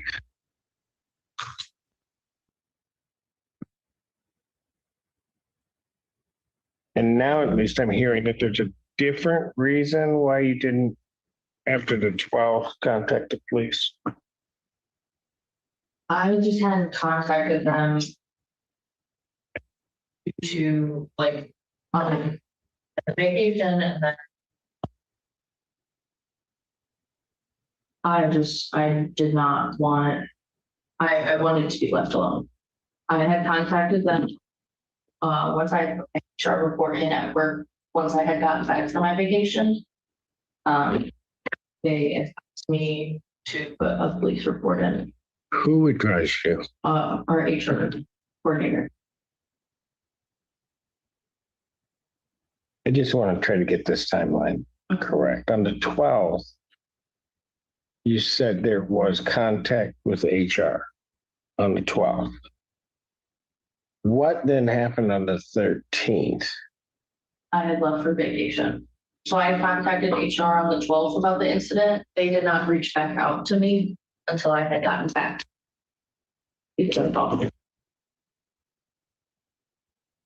What day did your vacation start? The 13th or the 14th? Okay, so what happened on the 13th is what I'm trying to get at. No. So HR didn't reach back out to you. I'm sorry. You did not reach out to the police department. So nothing happened on the 13th. From the 14th through, you said it was 8 days. So the 14th through the 21st, I'm presuming. Was there contact from the defendant to you? Not me. In either direction. You didn't contact him, he didn't contact you. On the 22nd, prior to contacting the Pittsfield police, what happened that led that to occur? To me to contact the police. Yes. I had spoken with HR and I had put in an HR report. Didn't the maybe it's terminology. Didn't the HR report occur prior to? Yes, so I put in a report on the 12th. Okay. They did not reach out until the 22nd, so they could get my statement. So they could go forward. Go ahead. I actually have no further questions. We'll test it. Cross-examination. Can I start sort of there at the end, ma'am, and then we'll go back to the beginning just to try to keep it somewhat. By the way, how would you like me to address you? Would you like me to call you by your first name, last name? Okay, thank you. And you can call me if you need to, Joe. Peyton, on the 22nd of February, that's the day you met with HR and they said you should call police. Is that right? When you met with the police, you were asked, by the way, if you reviewed the exhibits. Did you review the video interview you had with the police before testifying by any chance? Okay, see if this refreshes your recollection. If it doesn't, maybe I can use it if you need it. You told the police, hey, I just met with HR. They told me to contact you. Is that true? And that's why you called the police. Yes. Yes. Well, and on that day, you met with them and did you tell them specifically, the HR report has been done on their side and they just wanted me to make an actual police report with all this personal stuff that's going on. Is that what you told them? You didn't tell them any other reason for contacting them, did you? All right. The other thing I want to ask you about at the end, you met with them, the police on February 22nd, and the judge asked you about any further contact you may have had in either direction. I'm sorry, the mm-hms are yes or no. That's okay. We're not trying to pick on you. It's just the record needs to reflect what you're saying. That's too ambiguous. You called Mr. Clark that night, didn't you? About 10:30 at night? I did not. What? Your phone contacted his phone. All I learned about. So if there is a record of a phone call that's incoming on his phone from your phone on February 22nd, you're saying, I don't know how that happened. Just, I had looked back in through my call logs and had not. Well, who asked you to do? Who asked you to do that? Go through your call logs. I had heard from other people that he was saying that I reached out to him. Did you hear specifically he told the police that you did that? Did you read the police report? Let me show you what's been marked as proposed exhibit 5. 5, is it your exhibit? Yes, defense proposed. It's going to be E. Thank you. It is now.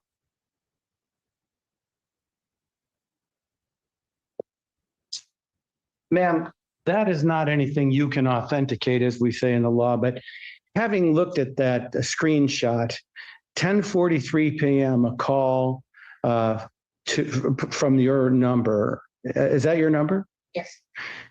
And do you admit making that call at 10:43 PM to Mr. Clark? Is it, did somebody else at your request? Did you live with Angel Lewis? And she's one of the people here today to testify. And did she make the call to your knowledge? All right, let me have that back if you don't mind. Then I'm gonna go backward and then forward again one last time, and then I'll go in order, I promise. Going backward, you told the judge and you told Mr. Cook that you didn't contact my client during your vacation. Is that true? Didn't you specifically grab your friend's phone, say, hey, this is Peyton, and start communicating with him? I did not start communicating with him. We had sent that message. May I object to non-responsive and I'll sustain that, and I'll ask you to re-ask your question. And go ahead. You had told Mr. Cook on direct examination, and you had told Judge Simpson that you did not communicate with my client on vacation. I ask you to repeat that just now as a predicate to the next question, and you confirmed that's true. So then the question was, isn't it true that you grabbed your friend's phone and texted Mr. Clark, this is Peyton, and texted him 2 text messages? 2 text messages, I do not remember. I do remember sending him one saying to stop contacting me. Okay. So you actually did communicate with him, correct? Yeah. Okay. So let me tell you, if you see if this is accurate, and if you need something to refresh your memory, I will be glad to help you. Isn't it true? Let me back up and set the stage for this. Did you become acquainted while you were dating with Mr. Clark with the mother of his children, Gwen? Did you become knowing who Gwen was? Just knowing who she was. Yes, I knew who she was. And Gwen started to contact you at the beginning of February, correct? And you have no idea how she even got your number, true? Yeah. Oh, she reached out to you through other social platforms. Did you want that contact from her? Okay. Gwen had told you, hey, Michael's cheating on you, right? Yes. And that violated your trust, wouldn't you agree? Hurt you deeply. Then Gwen, fast forward to February when you're on vacation, or maybe shortly before, she confessed to you that she lied to you. Isn't that true? And Mr. Clark had been maintaining that that was a big lie all the way. He was trying to tell you that she was lying. Isn't that true? And when you texted him from your vacation, you said, look, buddy, he said, I'm paraphrasing, I know. She already told me, and it still doesn't matter. I don't want to have anything to do with you. Words to that effect. Yes? Okay. Remember I said we'll go backward, forward, and then I'll go right to the beginning. Here's the forward. As this case was pending, you became an active participant in it. Would you agree? You wanted to keep informed? Yes. You talked about the lockers at work at HVA. This is not like a male-female locker room, is it? It's like a common area where employees can gather, right? The lockers, maybe they're capable of being locked, I don't know, but they're not locked, are they? And you have left gifts in Mr. Clark's locker, right? Let me show you something that might refresh your memory on that. Let's go to the day before your breakup.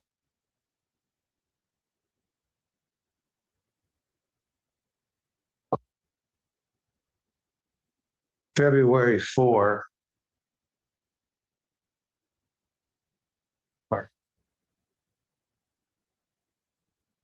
I'm going to show you, this is not marked as an exhibit yet, just something that might refresh your recollection. Just review that whole thing.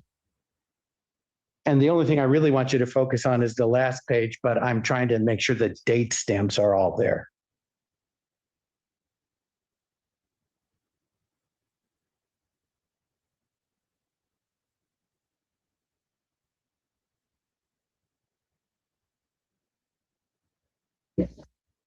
Okay, so the reason I handed you all of that, by the way, just for the record, those are screenshots of text messages between you and Mr. Clark, correct? You acknowledge that those are real exchanges between the two of you? They're dated February the 4th, 2026, is that right? And they end with you leaving a present in his locker, right?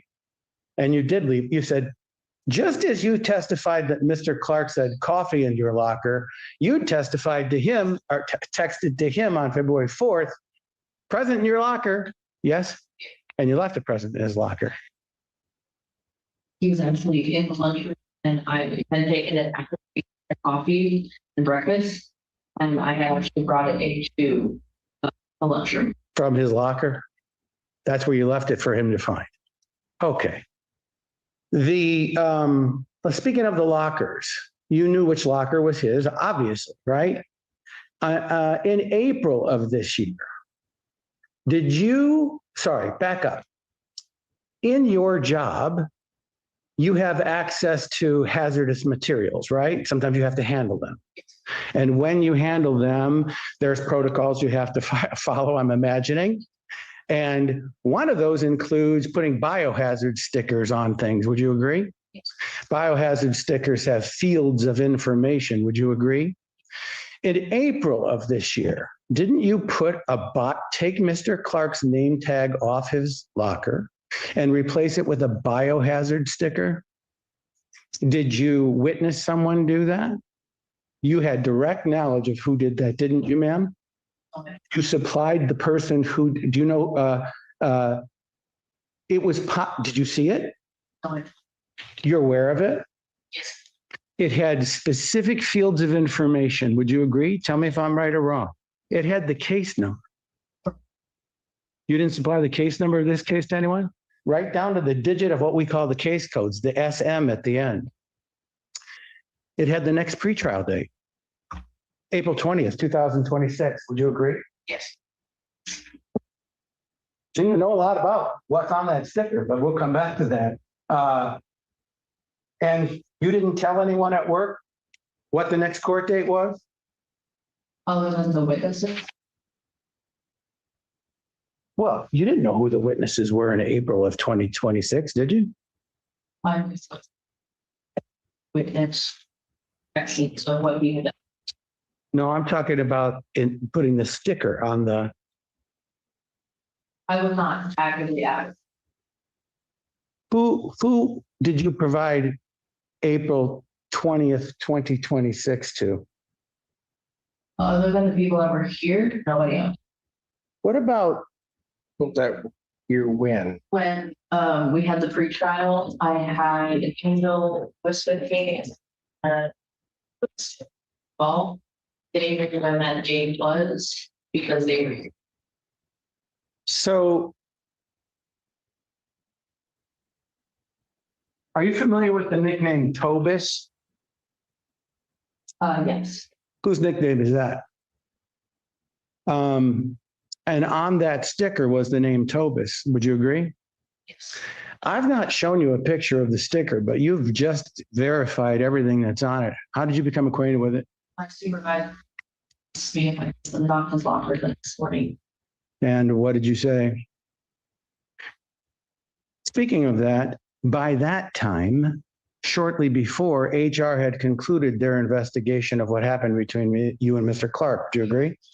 HR determined, and this goes to your state of mind, that not even by a preponderance of evidence, that's the phrase they use, they say, we don't find harassment, correct? Going to object. I understand why the defense counsel says it's proper, but I still believe that that's hearsay. So I'm asking what her understanding was toward her state of mind at that time. I'm going to allow it as to her state for only that purpose of state of mind. Go ahead. You would receive that information, yes? From HR. They have not phrased it like that. No. They said there was no harassment. Would you agree? You weren't happy with their finding?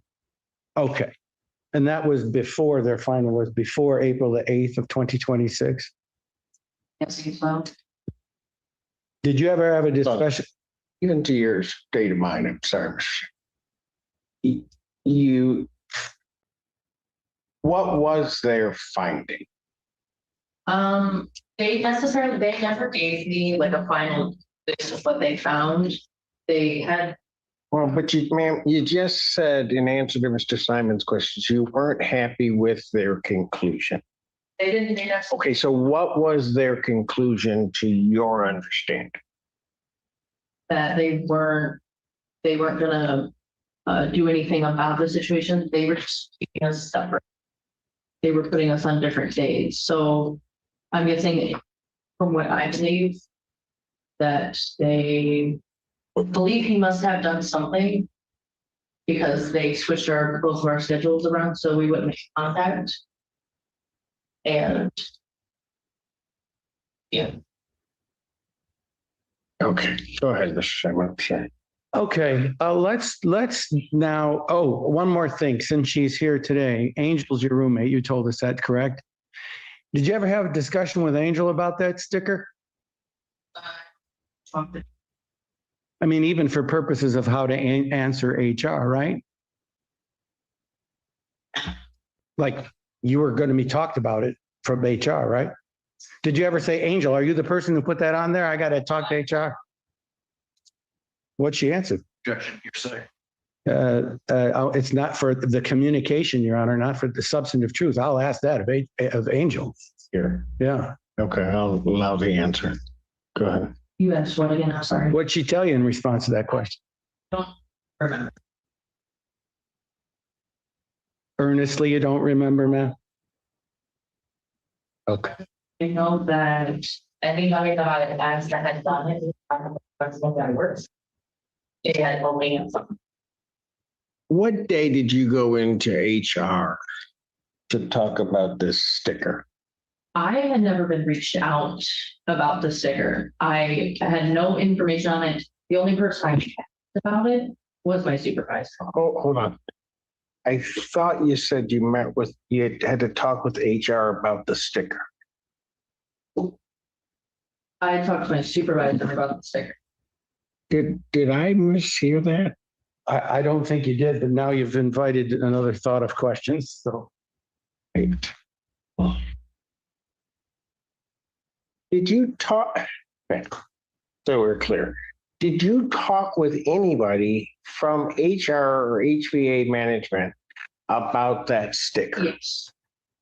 Who did you talk to? My supervisor, Dave. What day did you talk to Dave? It was in the day, like placed on locker. He had came and asked me. I do not know what day it was placed.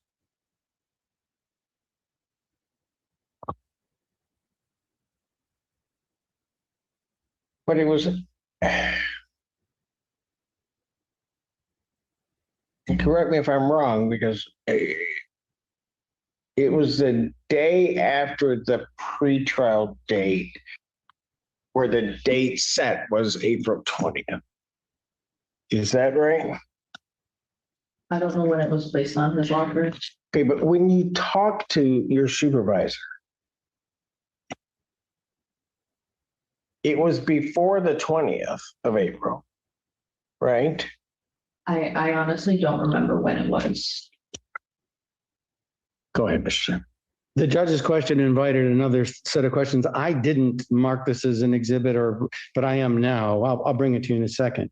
But I just need to make sure what the judge asked you at the beginning of that is that I heard it right. You said you never saw the sticker. Correct. So I'm now going to approach you what's been marked as defense proposed D as in dog. These are several pictures of the same thing. Can you take a look at that, please? When I ask you questions, you express personal knowledge of the following things. Let me make sure I get there. That the case number was placed on that sticker to the extent that it was the complete case number, including the case codes -SM. And you said you knew that, right? Yes? You see that on that picture there? Okay, we haven't moved to admit it yet because you say you've never seen it before. Did you ever see it since, by the way? Did you have to look at it?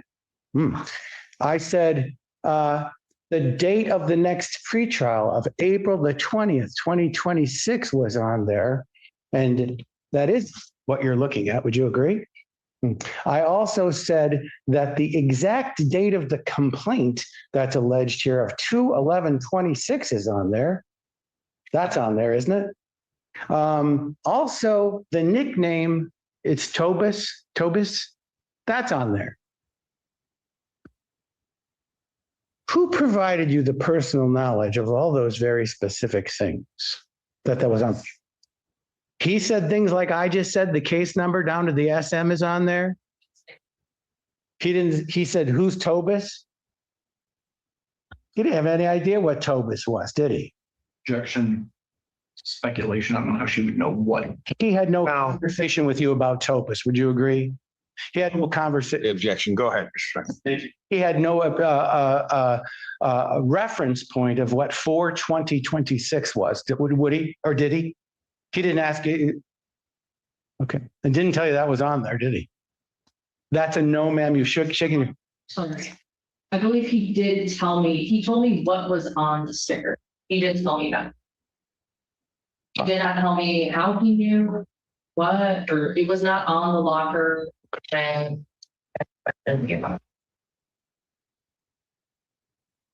Let's go to the beginning now. I told you we'd eventually. Oh, sorry, Your Honor. Sorry. So your supervisor calls you in to question you about a sticker. Yeah.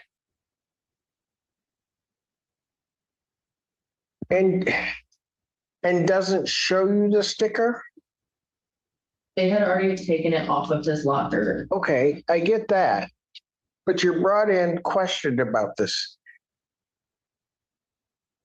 And nobody shows you anything? No, I knew about it from the other people that were there the night previously.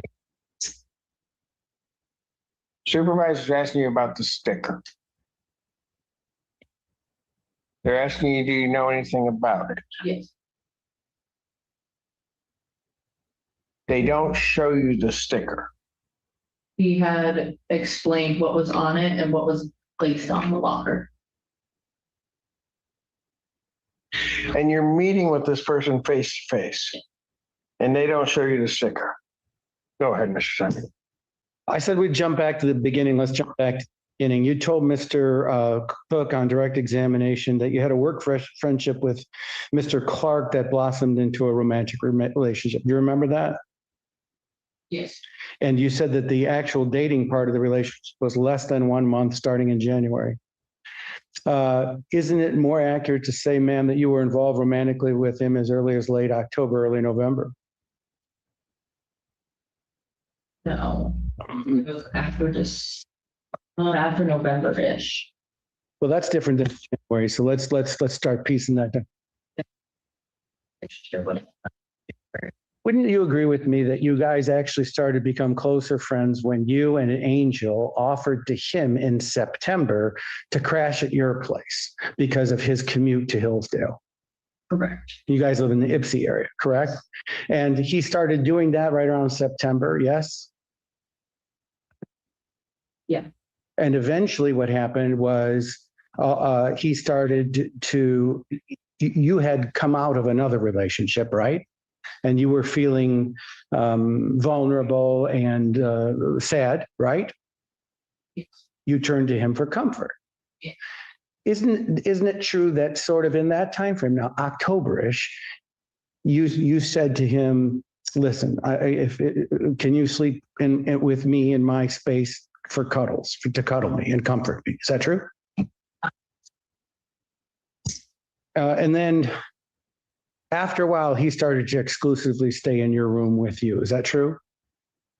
After November, December time, yeah. Okay, these when we talk about less than a month, and then we're talking about a span of 3 months, this is something that's important. So let's do our best, okay? Okay, hold on, please. I'm getting there. I'll let you answer, I promise. Just let me frame it. You told Mr. Cook that prior to testifying, you had reviewed the text messages between February 5th and February 12th. You remember that? Yes? And then I don't mean disrespect. How old are you, ma'am? 20. Okay. In your generation, the primary form of communications is text messaging. Would you agree with that?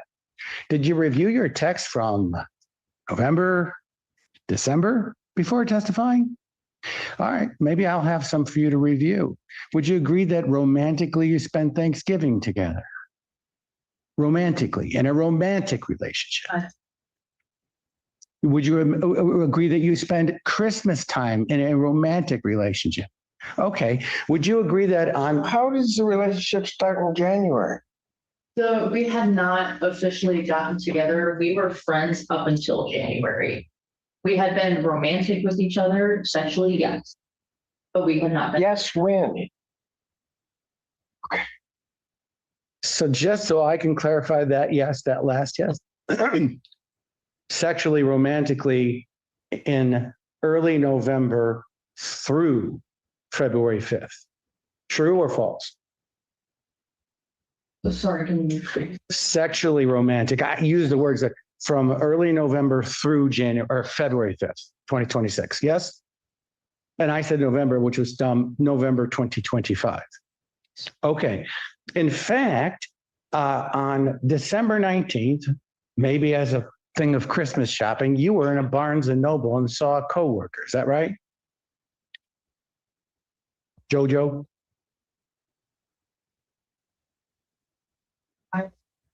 Do you remember telling Mr. Clark on a text message, hey, you wouldn't believe what happened to me. I just ran into somebody and he said, you're Clark's girlfriend, aren't you? And you responded, yes. And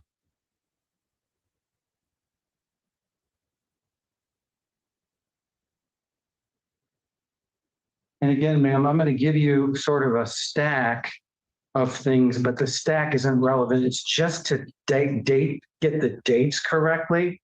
And I'm gonna, sorry. Here's the. You can have just a second to look through. This is the first time seeing these documents. Are there a lot of them or? So, Your Honor, in order to make sure the dates stay sequenced so you can't manipulate that, I've put a lot in there. There's only a very short of is the relevant part. I just put the string in there to show that the dates weren't manipulated. Right. Here's what I'm going to do. I'm going to take about 15-minute recess, come back at 1:45. Thank you. May step down me. Court's in recess. And the sequestration order remains in effect. Yes, sequestration remains in effect. And we'll make sure they're not talking.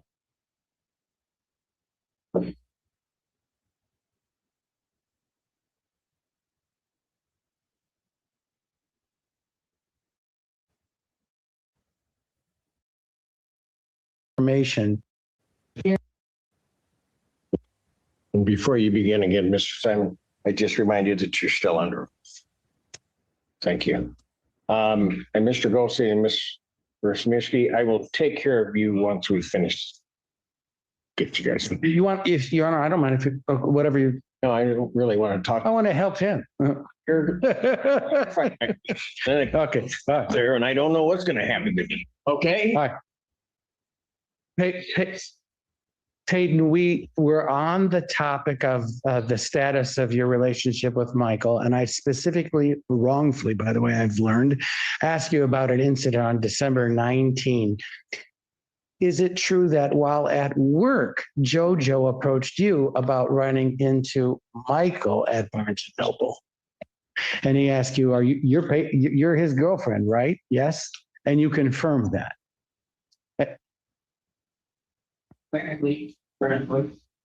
Oh, okay. I did say. Okay, on December 19th. Okay. So, and not technically boyfriend and girlfriend because that's what you didn't call each other. Okay, but you were involved at that time in a romantic relationship, a sexually romantic relationship. Thank you. And that started in the beginning of November of 2025. That status. Okay, thank you. Now, when you spoke to the police on the 22nd of February, you were mindful to volunteer that piece of information repeatedly? Here's what I mean specifically. We're only together less than a month. It was less than a month. You said that to them 2, 3, 4 times. Would you agree? You said that to them kind of spontaneously, right? I mean, like just the filler to kind of document why Mr. Clark was reacting the way he was about the breakup. Would you agree with that? Like, boy, look how bizarre he's being. We were only together less than a month. I guess you could say that, yeah. You never told the police that you were sexually romantically involved since the beginning of November. True? Yes. The status of your relationship with Mr. Clark, in fact, was very solid up to the date of February 4 when you left that present in his locker. Would you agree? Would you be surprised? Tell me if you remember on the February 2nd and February 3rd. I miss you. I miss you more. Nobody, it's impossible. I can only miss you more. Good morning, sweetheart. How are you? That was the status of your text messaging on the 2nd and the 3rd of February. Would you agree? Yeah. I mean, if you like, I can refresh your recollection, but having. No, I don't need that. Okay. And then on the 4th, that's when Gwen reached out. Yes? You were working together at that time, you and Mr. Clark. You were on the same shift.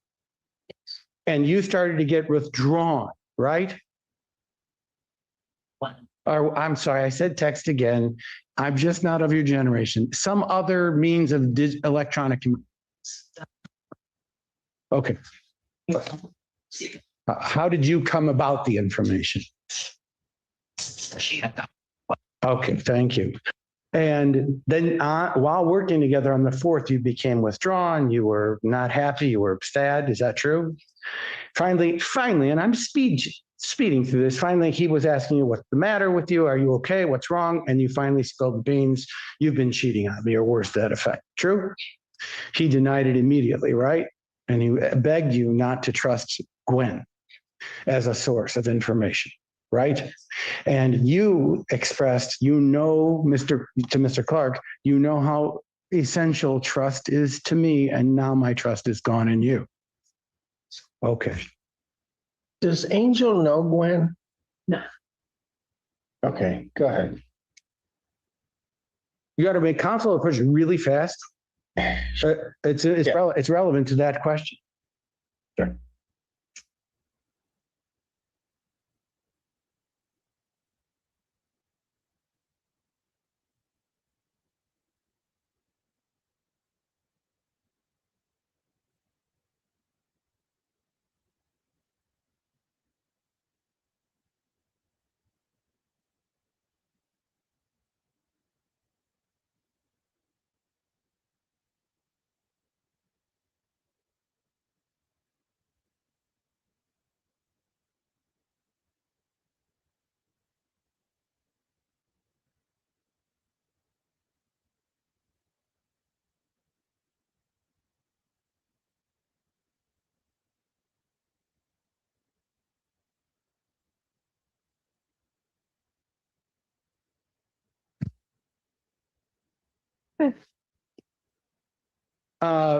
Would you agree with me that the duration of your relationship wasn't the only subject matter that you told the police on February 22nd that seemed weird or out of order, or in your words, creepy about Mr. Clark?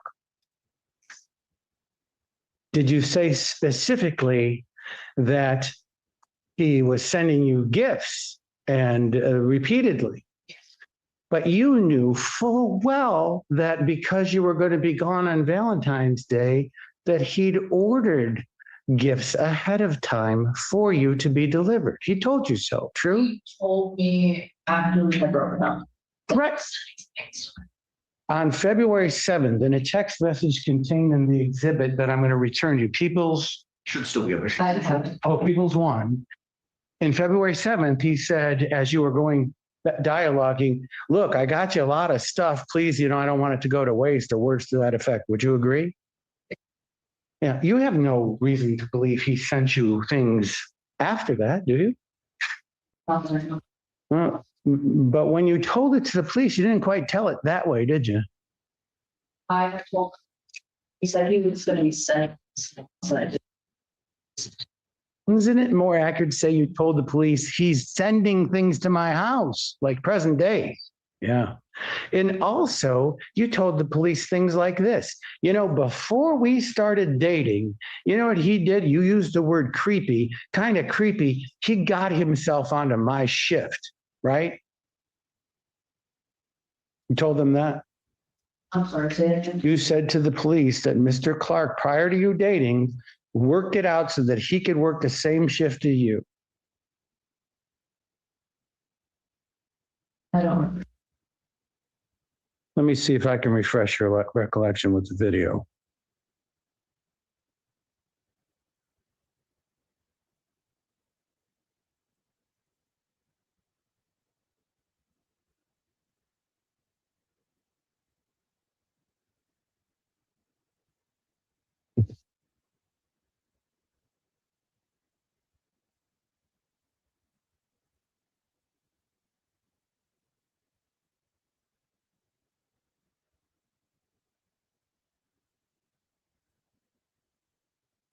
You sat down with the police at the HVA conference room? Yes. You were aware of the body cam and they were activated? Yes. God, I think I'm plugged in. Oh, I'm not plugged in. I'm still in. I'm going to show you what's timestamped at 1790. Body cam. Just so that way I'm clear, is this being admitted as an exhibit, or is this just for refreshing your recollection? I certainly would not object to the whole thing coming in, but right now it's for refreshing recollection. Okay.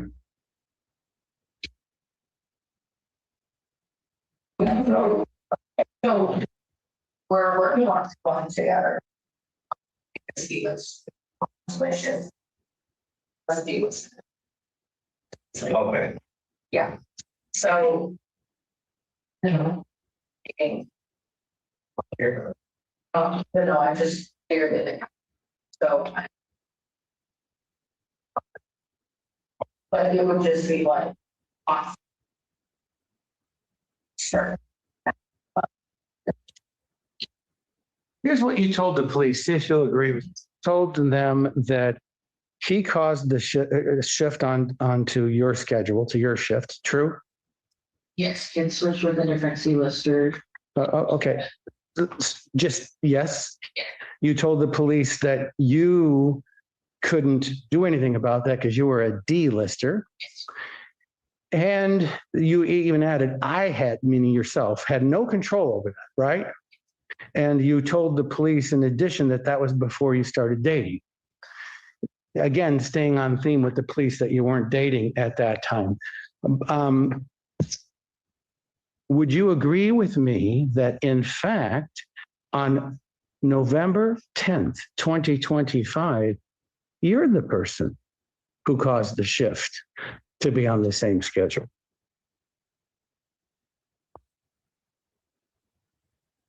Can I ask you to please review some text messages in just a second? Just handing back. Okay. Oh, we had to look at them. If I could just review these again, more information than is necessary, but it's because of dates. Let me just take, you can take a big.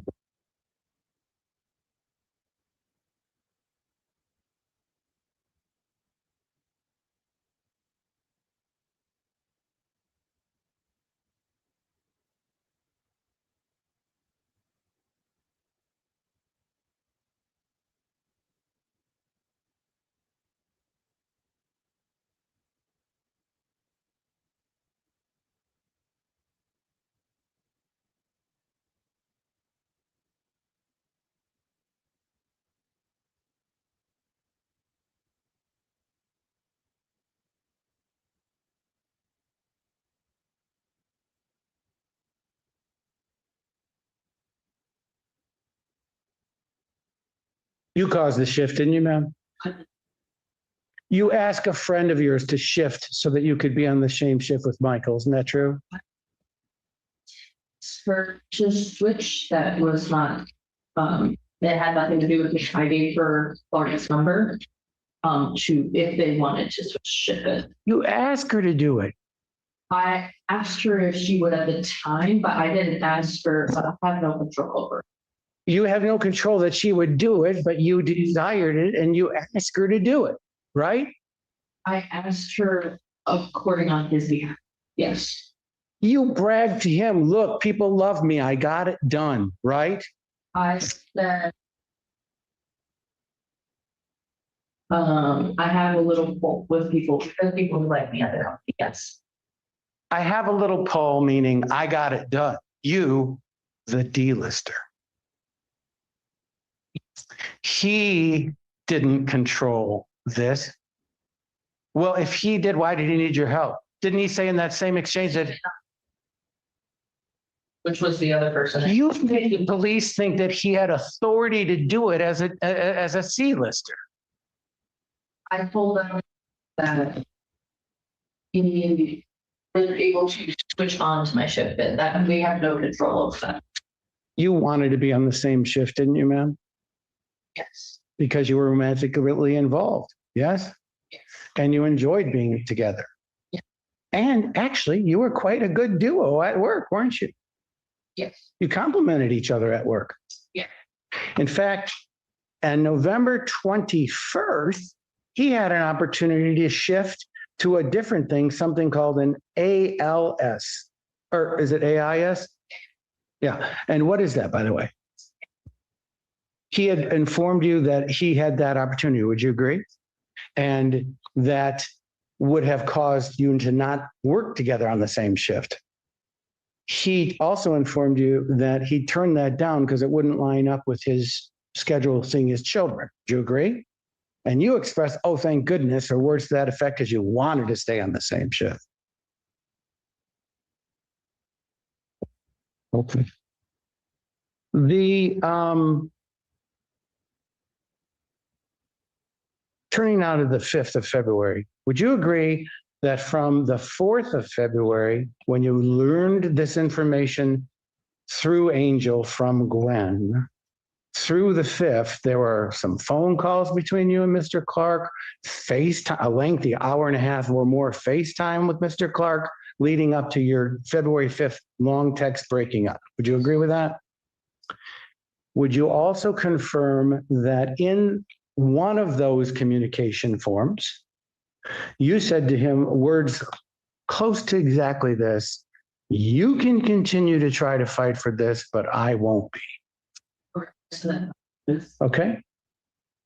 You also asked for some space, right? So from February 5th, when you asked for space, to February 7th, there was no communication between you, was there?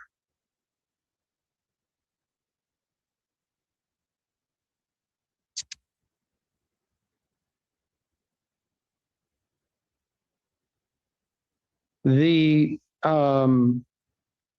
on February 7th, after work shifts, he came up to you while you were seated in your car in the parking lot. True?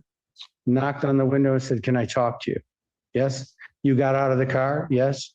You had a talk.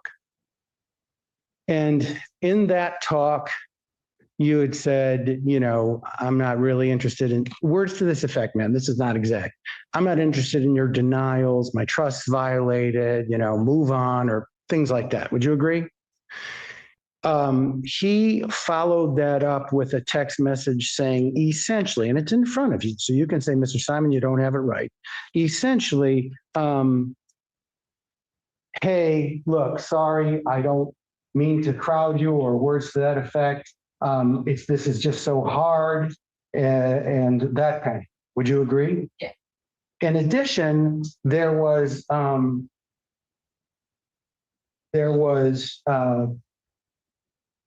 arrangement to get his belongings that you began to discuss with him. True? Yeah. He had belongings at your home. I mean, he has children and had to go back and maintain his residence in Hillsdale, but when he wasn't there, he was basically living with you. So you started talking about possible times and you started to discuss February 12th as a probable date. Okay, and arrangements were going to be made as to how that was going to take place. Would you agree? So on February 7th, just to be abundantly clear, he never chased you down to your car, did he? You followed me, I was like, Well, he came up to your car and knocked on the window, right?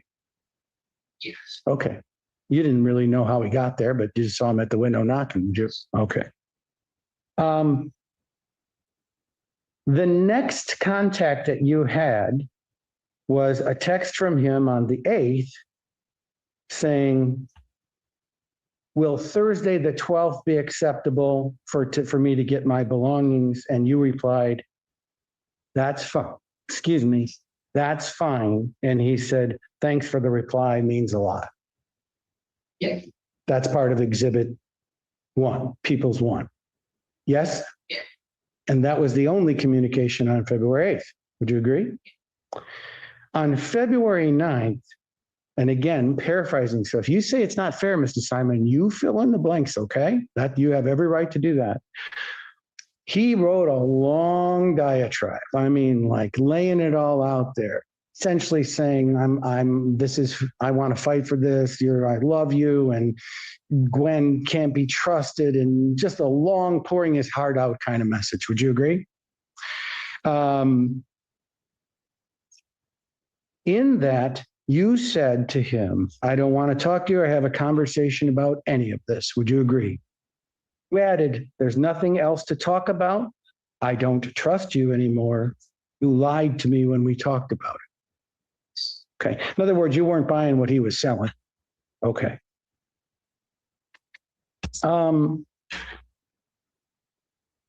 You said in that string that you were going to tell him again. You used the word again, leave him to not talk to you or that kind of thing, right? And in the end of that string, he said, wait a minute, you told me, again, words to this effect, I could fight for this and you wouldn't, right? And you went on to explain what that meant. You said, when I said you could try and I wouldn't, that meant I'm not trying to reconcile this. And no matter what you do from now, there will be no second chances. Agree? And you said, that is all I have to say. Please leave me to here. Please leave me alone. Would you agree? Yeah. And he wrote back, I didn't understand that that's what you meant by you could try. True? The next contact was on the February 10th, a single contact, a message to you. I hope you're doing all right and have a great day. I miss you. No more contact on the 10th. Correct? Now, I'm going to skip over the 11th and come right back to the 11th. On February 12th, Mr. Cook asked you about contact with that he continued to contact you. This was the arranged date for him to get his belongings, weren't you? Would you agree? And he was merely inquiring as to the key, right? Where's the key? I need the key. The long messages that he had sent me, I'm grateful him to again stop texting me. He did end up saying that he was asking for his house key. Yeah, let's go back to where I'm asking you. On February the 12th, the only exchange he had to you on February the 12th was about the key and getting his belongings. All right. He had sent multiple different messages after during the 12th. About getting his belongings, and you were replying to them. There were, I'd have to count how many messages.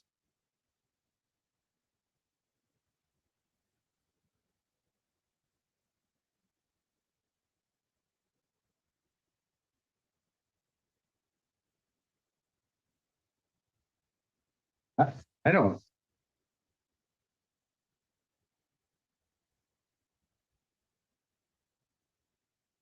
Your microphone, Mr. Simon. Mr. Simon, Yes. the microphone, Yes. just to make sure.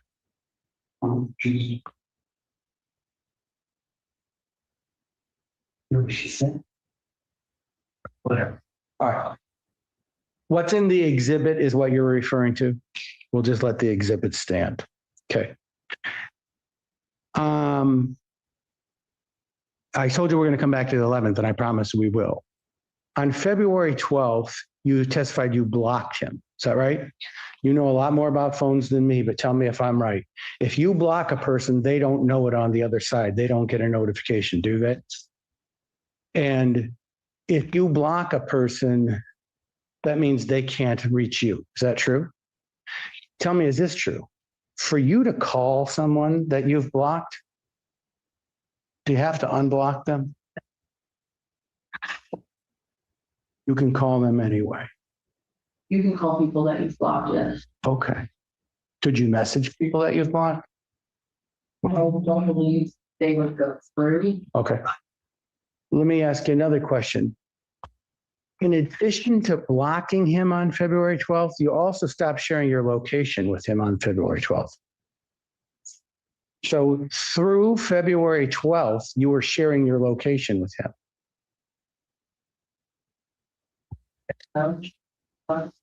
So when you were talking earlier about your state of mind, being scared and all that kind of thing, you were still sharing with him through February 12th. Remember, usually sharing my location, also my message location. Let me approach you with, this actually comes from the original police report. It's part of it. It's the same thing you have. Let me see if you can take a look at this. Yes. Yeah, except that's, it's not, I don't know. It's still there. Yeah, okay. All right. So part of the exhibit shows that you stopped sharing your location on February 12th, right? Yes. And none of the other part of the exhibit shows that, like from February 5th through up to that date.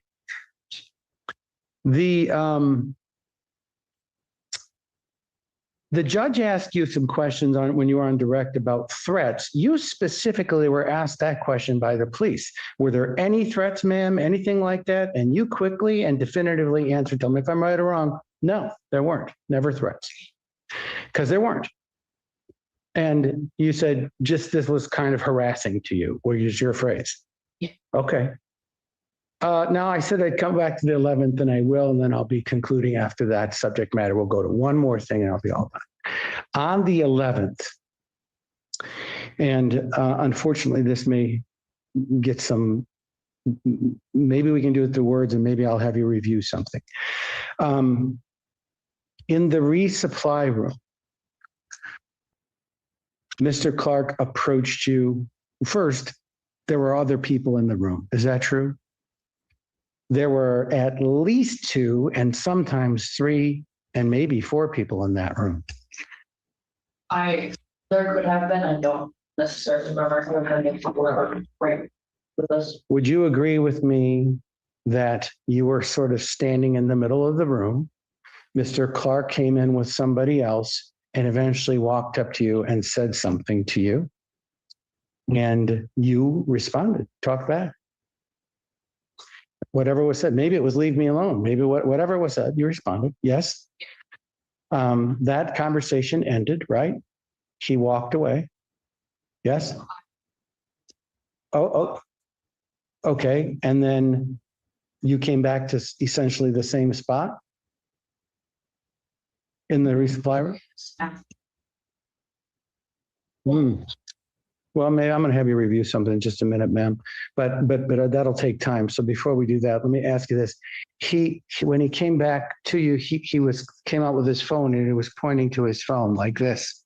Mr. Cook asked you if you remembered what he was talking about during that time, and you said something like he just wanted to fight for the relationship, although you don't specifically remember what he said. Wasn't he saying, look, no, you said I could only have 30 minutes on the 12th to pick up my stuff tomorrow, and I need more than 30 minutes. Wasn't he showing you that text message? I did not look at the text message he was trying to show me. I wanted no contact with him. When he all I said to him was, I don't want to talk to you. And then you pulled out your own phone and scrolled to see what he was talking about, right? I don't remember that. And see if it refreshes your memory. What he was asking about wasn't fighting for the relationship, was the time and the arrangements to get his stuff the next day. Oh, yes.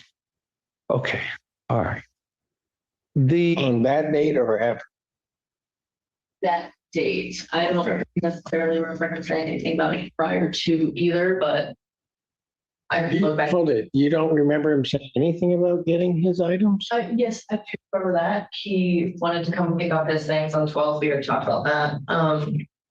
I'm saying that day. For example. Go ahead, Miss.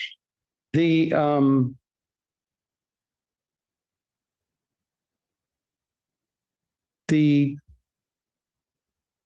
direct testimony you rendered about what happened in the parking lot, when asked by Mr. Cook to categorize how Mr. Clark approached you, I think you said, in the moment, I tried to write it down, but I'm not that fast anymore. In the moment, I thought it was more like speed walking. Do you remember that testimony? In retrospect, he was just walking, wasn't he? He hadn't been what felt like chasing activity. Well, I'm not talking about what it felt like. What'd you observe? Is that he was speed walking and following. Okay. You told the police he ran after you. Speed walking, right? You never said speed walking to the police, ma'am. Oh, no, I'm asking. That's a question. It wasn't very well phrased. You told me ran after. He ran after me. Scared you. Yes. Chased me to my car. You actually used that phrase, chased you to the car on February 7th. Yes. You told the police that on February the 7th, the night he knocked on your window, can we talk, that he chased you to your car. Is that true or false? That you told that to the police? Yes. Right. And the truth is you were actually already in your car when he just came up to you and knocked on the window, said, can we talk? And you got out and talked to him. True or false? Okay. And you used the same language about February 11th, correct? Okay.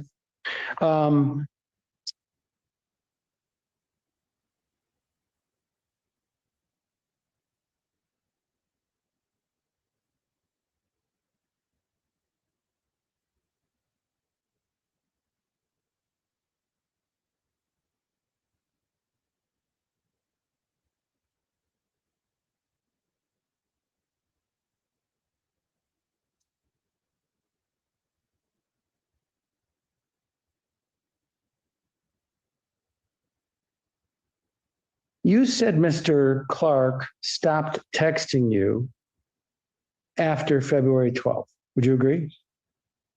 You seem to attribute that to you blocked him, right? He had other methods of communicating with you, didn't he? Instagram, messaging, other social media.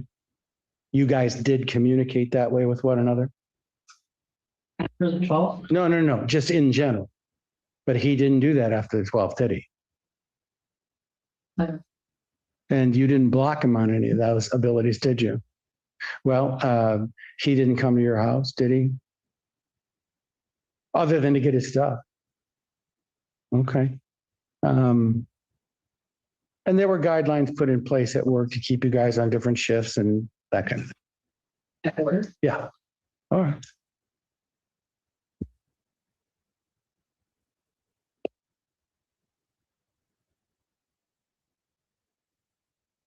My last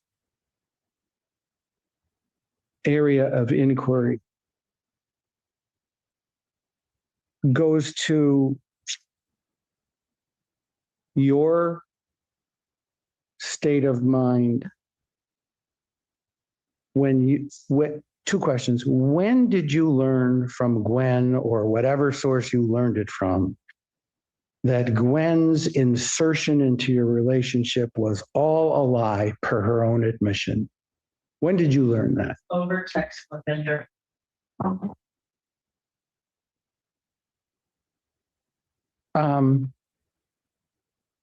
Over your vacation, you learned that directly to you Yes. from. So you don't know her. Somehow or another, at some point, gains the ability to text. She found me on Facebook and then Okay, go ahead. Mr. Clark, I don't know, try to how to phrase this because it's like trying to prove a negative. You believed Mr. Clark cheated on you because of what Gwen told you, right? And when Gwen told you that was all a lie, did you believe that? That it was a lie? Okay. I believe that I'm. Okay, I'll ask, why not? Since the situation kind of went the way that it did, and I didn't, and I did not look for any. Hold on a second now. Somebody sends a message somehow or another, well, to somebody else that gets to you that says he's cheating. Believe that, right? But that message is coming from somebody else to you from this Gwen. Yes, right? She had video and text message proof that he was contacting her and making physical contact with her. Okay. But then when she tells you directly that's not true, right? Yeah. You don't believe that. Her friend had also reached out to me and said, trying to backtrack herself and say that it was not true. That when she had reached out to me first time when she said that it was just a lie, just to get us separated, that was a lie, which is what I did not believe. So her friend had reached out to me and found me on Instagram. That's why I decided to follow them and didn't. Okay. People need other stuff to do. Were you done, Mr. Sun? I was, but if I can just retrieve the things I've left up there because I'm not sure. I think I'm done. I just want to verify.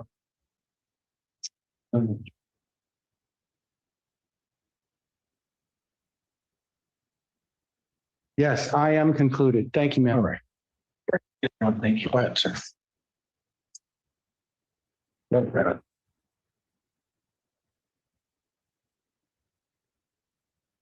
Pete, and I want to draw back to the beginning of your cross-examination where defense counsel asked you about why you called the police. And I believe the answer you gave was that you partly called police due to HR telling you to. Do you remember that testimony? What was the other part to that? Had not, just due to everything that had happened.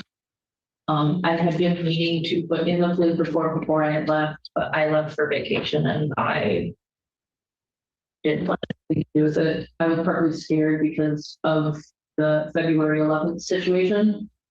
And I wanted no contact. I wanted that to never happen again. So. Okay.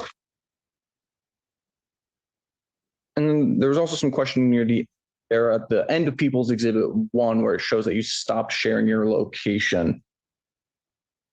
When the incident happened on the 11th, were you concerned at all with your phone sharing your location at that time? I honestly, after the situation that happened, I didn't even think about any of that. I was not concerned with anything else. Like I said, my iMessage location does not work. What was your main concern on the 11th then? To get away from our station, get away from him. Okay.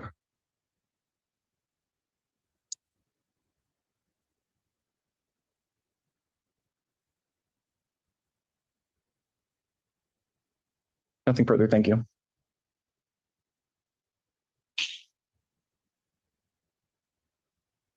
May step down. Your main witness be excused. Mr. Simon, I'm sorry. just asking this. So, yes, I don't know that I've asked, but I'm not going to do that. She's not excused at this time understood. on the courts. I was about to say, Mr. Cook is going to call Ms. Lewis. I may want to not excuse her. Understand possible with Right. Given everything, I figured that's probably going to be the case. The people we call Angel Lewis. All right, hold on before we go on to Angel Lewis. Otherwise, Mr. Goldstein's going to take a nap in my courtroom, and I don't want that. Do it. I'm doing it. What'd you say? Do it 1 o'clock to Judge Slays. Yeah, no, I got you. that's the schedule. That's it. And I have yeah. Mr. Stewart, you're going to have to step back and bring somebody from in custody. And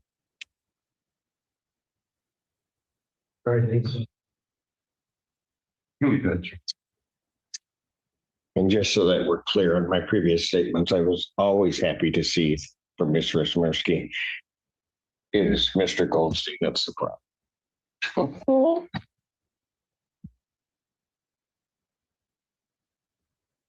I do. It's going to be in Judge Slays courtroom rather than this courtroom. Okay, thank you. Clarity.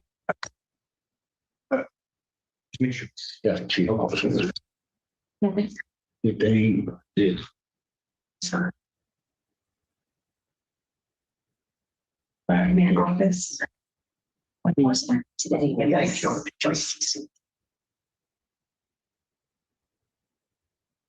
Right. But they understand if I granted what's going on. Maybe. Yeah. Okay. Court does call the case of the People's State of Michigan versus Stefan Scott. Good afternoon, Your Honor. Katie was first speaking with people. David I. Goldstein appearing on behalf of the defendant. All right. Two things here which kind of dovetail onto each other. There's a request from I believe coming from the people to adjourn the preliminary examination, but also at the same time, there's defense counsel's motion to withdraw. All right. Your Honor, just briefly, actually, I did file a motion to withdraw. That was at the request of the defendant. He indicated he no longer wishes to be represented. Is that correct, sir? Okay. So you would understand that your preliminary examination, which is set for today. Well, let me ask this. Are you going to represent yourself? No, sir. This was supposed to happen at the last court date. I don't know why it didn't happen. At the What was supposed to happen? withdrawal. Well, the reason, Your Honor, is I did make an oral motion to the judge. It wasn't you. The judge requested I file a written motion. Yes. Okay. So you understand, though, sir, that if I grant the motion to withdraw, in this case, that your preliminary examination will be adjourned. You understand that? All right. And is that what you want me to do? This may take care of your portion of it also. All right. So I will grant defense counsel's motion to withdraw Mr. Goldstein's discharge from any further obligation in this case. I'll bring the order tomorrow morning, Your Honor. Thank you. I believe, and Mr. Scott, you can help me here. I think at some point you were represented by Mr. Killowald. My last order was Sam Bernstein. And was he appointed to represent you, sir? Yeah, he was my lawyer when I first got here last year. Back in April. Gotcha. So is that what you see? But Your Honor, it's a little confusing, just so the court understands. There was a prior case which was started last year. Sam Bernstein was appointed to represent Mr. Scott. Subsequent to the exam, I was then retained. That case was dismissed. And then this case was then charged at that point. So Mr. Bernstein was never on this case. He was on the other case. And I think though, what we had is the PD's off Kilowall. By the Substitution for Mr. Kilowald in this case. Correct. Okay. So, Scott, given those two things, because there was two cases, you're not gonna get the name of who your attorney is at this time. Because likely what's gonna happen is the Office of Managed Assigned Counsel is going to give you likely one of those two individuals, either Mr. Bernstein or Mr. Kilowald. So I know Mr. Kilowald, we had a conflict of interest for as well, so I don't think I would have him. Because if you would. What do you mean you had a conflict? Kilowald, so when I seen him before, so as well. He even spoke with me, like, they didn't fire him before, and so yeah, me and him already. So you just fire attorney? No, I'm just firing up. Well, you just done two of them. Chance. Yeah. You give them chances. Yeah, how noble. All right. Is this my case? Is this my case for PD? Yes. It is. All right, so That was fine. So, I believe Tuesday, at 2 p.m., I believe Miss Savannah is available. I had started a date conversation before we realized we needed to do it this way. So Tuesday, the 11th. Okay. I'm not on, but it'd be in the afternoon. Correct it. All right. I guess my staff has been in contact with Miss Tana and that she is available August 11th at 2. Here's what she put in her motion to adjourn. So I was hopeful that that date or some kind. Yeah, I think there was other, okay. And what I will do is I'll adjourn the preliminary examination to August. I'm so sorry. No, it's okay. He provided information in real time, and it sounds like the victim is. He's interrupting. Is it? No, that's okay, because she always does that. No, she always does that. Every time she walked into the courtroom, we're all smoothly going along, and then we have to put on the brakes. All in. Yeah, all right. Sounds like. On the 11th. Seems that days we could give it a 12 or 1, you know what I mean? We're already on. We're on the 18th, yeah. Your Honor, I'm going to make a suggestion that this study was off on the PCC docket because whoever gets appointed, there's about 1,000 pages of discovery. 16. 16, thank you. You're welcome. Well, if whoever gets in it wants to come back and ask, then certainly I'll do that. At this point, I'm going to continue it along to the 18th. Was Stan available that date or no? I don't want to know anything other than the 11th. We'll say that. August 18th, 2026. That you want me to put it at noon? We know what's going on. We know it takes time. Yeah. I'll make that at 12 noon before me. That is a prelim date. That is a prelim date. All right, you got that? And then we will work and make sure that counsel happens for you and then you'll be contacted. Okay? Thank you. Very much. Bond will continue. Oh, sorry, sir. I was just telling the story. Sorry.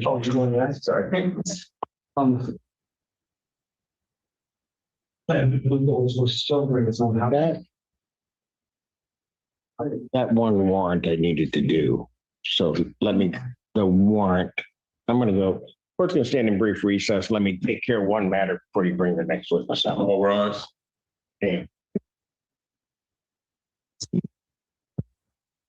You're in review. Maybe see you.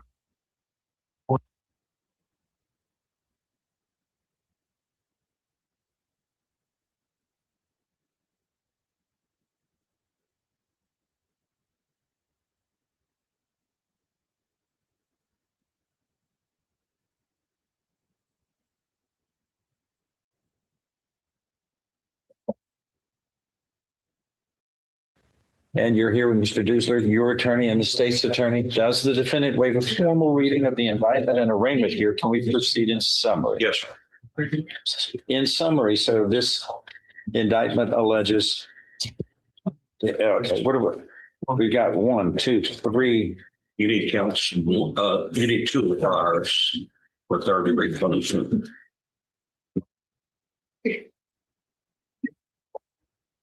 Two of the bars. Yep. Your Honor, the state would waive the final or the last enhancement paragraph, or abandon, I should say. I'm sorry? State would abandon that last enhancement paragraph. Paragraph 1, in summary, sir, alleges that on or about March 28th, 2026 in Jefferson County, Texas, you committed the state jail felony of unauthorized use of a motor vehicle. Do you understand what you're charged with here? Then yes, you have to speak out so she can hear you. You have to use the language. Yes, no. Today, tomorrow. Okay. This would normally be a state jail felon, except paragraphs 2 and 3 allege that on May 10th, 2011, in cause number 11,260 out of Jasper County District Court of Texas, and thereafter on October 27th, 2015, in cause number 12596 JD out of the District Court of Jasper County, Texas, you were convicted of burglaries of buildings, paragraphs 1, 2, and 3, since they're all state jail felonies. This is a state jail felony that will be enhanced by the 2 prior burglary of building convictions to 3rd-degree felony punishment. Do you understand where you stand on all of this? So, yes, sir. Stand down.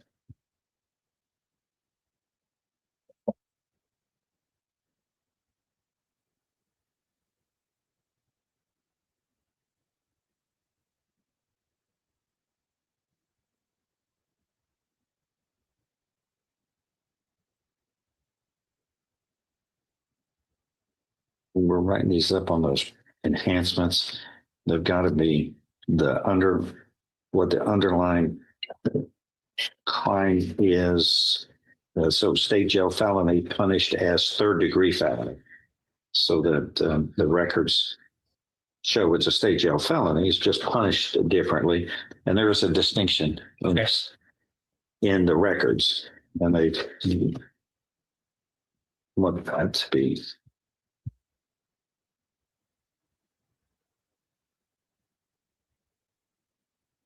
Shown that way.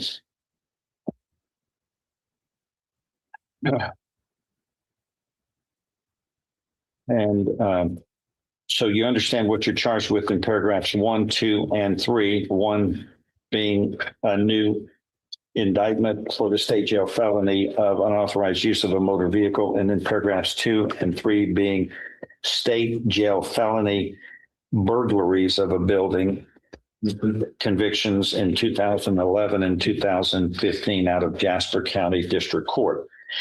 This constitutes a state jail felony, though it is punished as though it were a 3rd-degree felony, which means you face a term of not more than 10 years or less than 2 years in prison. In addition, a fine may be assessed not to exceed $10,000. Do you understand? Yes.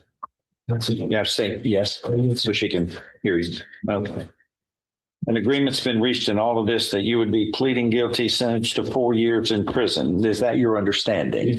If I follow this, you have no right of appeal of your case. Do you understand?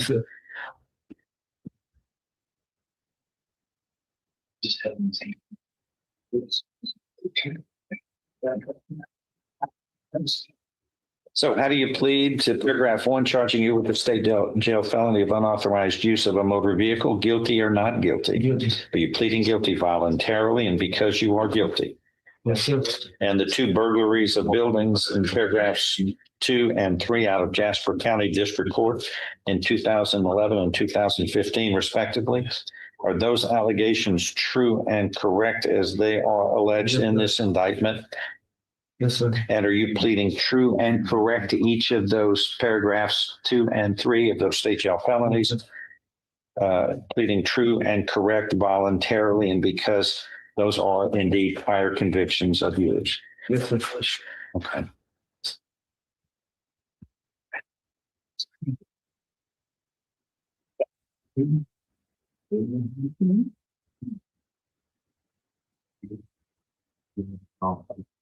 I show you what's marked as States Exhibit 1. Did you sign those documents, understand them, discuss them with your attorney, or the contents true and correct?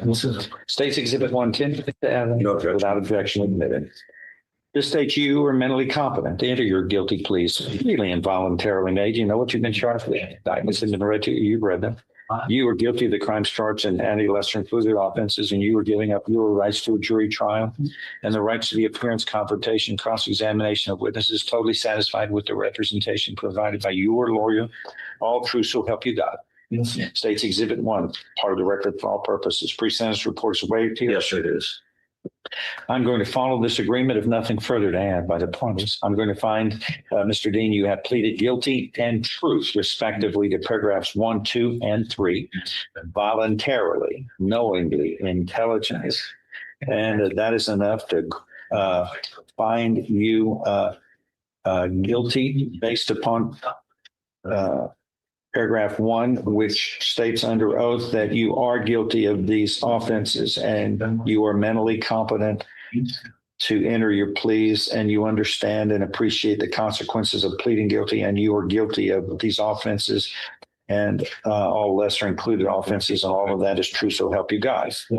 So you're pleading guilty to paragraph 1, the state jail felony, and true to paragraphs 2 and 3, the prior burglaries of buildings of state jail felonies, which constitute here a state jail felony, punished though as it were a third-degree felony. I now find you guilty beyond a reasonable doubt of this state jail felony. I'm following this agreement.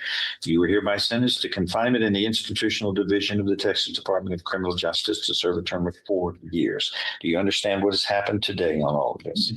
All right, that is how. Thank you.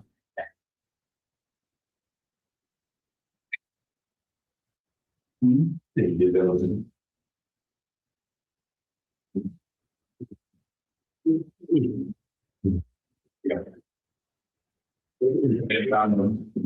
the record, that was not the actor, James Dean. That was an individual.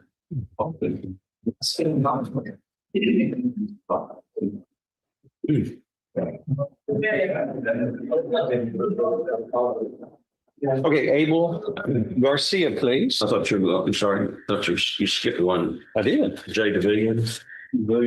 The bottom page. Hold on. Jay DeVillier? Yes, sir. All right. Yeah, let's go, Jay. DeVillier? Yeah. Jay DeVillier. Keep my offer on you.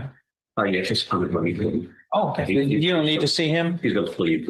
No, it's a motion to revoke probation. Dave DeVillier. Oh, no, I've already got some. 25 CR 729 is now called the state of Texas versus Jay Kennett. DeVillier, that's you? Correct. With your attorney, Mr. Dusler, and the state's attorney, there is a motion to revoke unadjudicated probation. It's been filed as of June 8th. You may call your next witness. The people would call Angel Lewis. So the record is clear. We're back in the record in people versus Clark.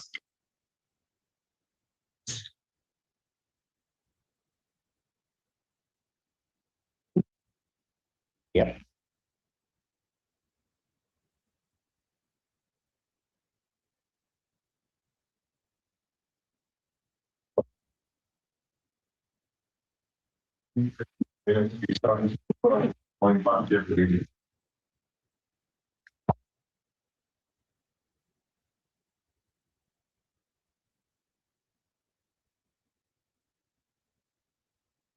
Main Court.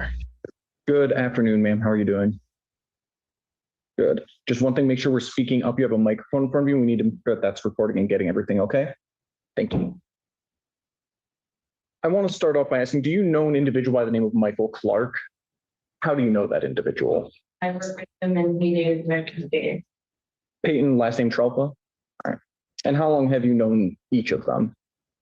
be in for over a little, maybe over 2 years now. And Michael, maybe a year, if that. Do you see Michael Clark in the room? Yes. Can you please point to him and identify my article of clothing that he's wearing? Wearing a black tie. The record may reflect this witness has identified the defendant. Record shows so reflect that, yes. How would you describe your relationship with the defendant? We were cordial when he was dating Peyton, for that's just mostly it. I respected him. He respected me. I was mainly trying to stay.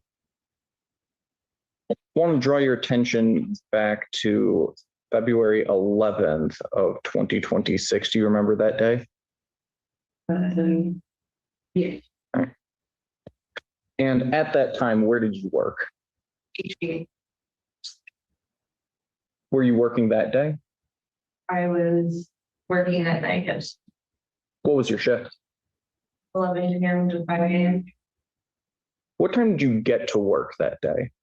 I got there a little early, around 10 to 10:30 to complete school before my shift. And just be clear, is that 10:30 at night or 10:30 in the morning?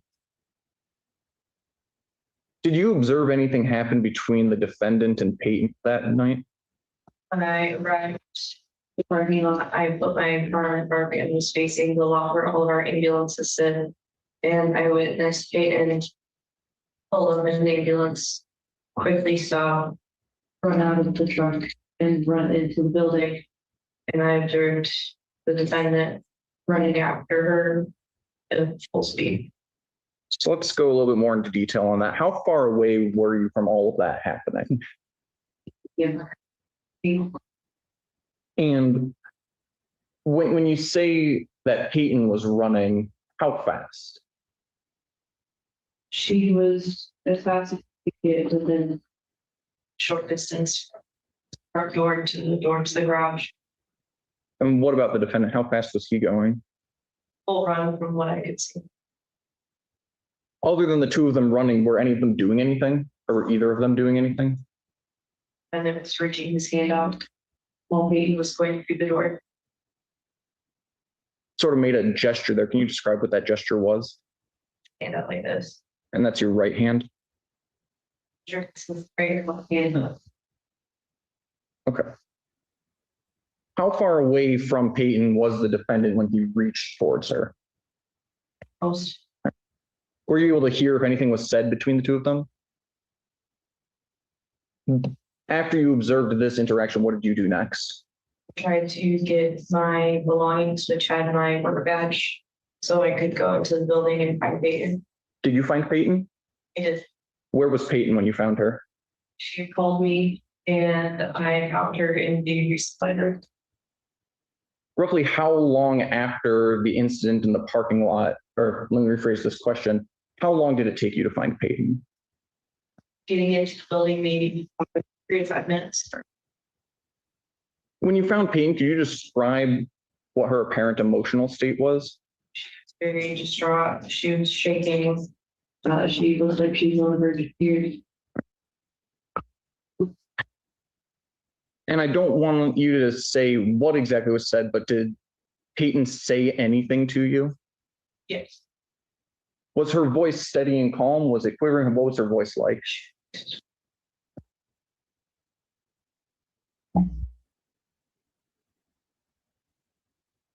Did you observe the defendant in the resupply room at any time? No. Other than that incident in the parking lot, did you observe the defendant at all that night? No. And how do you know it was the defendant that was behind Peyton in the parking lot? I saw his face and I recognized from the side that it was him.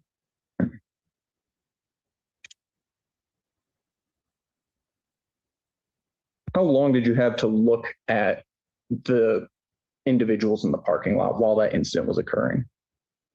40 to 50 seconds maybe.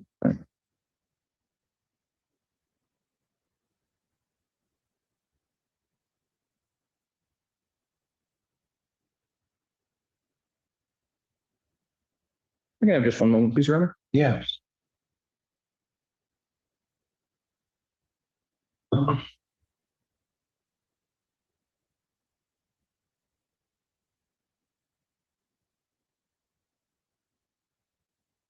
We're all past the witness. All right, hang on before, I just want to make sure I have an understanding of what you're telling me. Peyton pulls up in an ambulance to one of the garage doors. And you see her do that? Okay. And at the point you see her do that, where is the defendant? I hadn't seen him at that moment. She got out of the truck and that's when he's behind a row of trucks that we parked. That face came off. And how long did you see him for? How far from the point at which you see him to the truck that Peyton's in, how long a distance is that? 85 to 10 feet. So the time at which you saw the defendant was at 5 to 10 feet. Yeah. And then he came. How do you know he was at a full sprint? I could see him running from behind the truck. It's like when I saw him coming from behind the truck. Okay. He was right next to me there. Okay, but you described it as a full sprint. But right, okay, and I'm not necessarily quick, but you didn't see him in an open area sprinting, right? There is a gate that is see-through that we have, and between the row of trucks and where I saw him, where the door is, where Peyton was trying to get in. Okay, I get you, but when I just asked you, you saw him for a distance of about 5 to 10 feet, right? Would you agree with me that if I'm observing somebody for 5 to 10 feet, that I really can't make an assessment that they're running at full speed? Mr. Sen. The first time that you spoke to the police about this incident was the 16th of July, is that right? That sounds correct. The police first contacted you then about anything you might have to say about this, is that right? Yes. And you would agree that 5 months had passed since February 11th? Yes.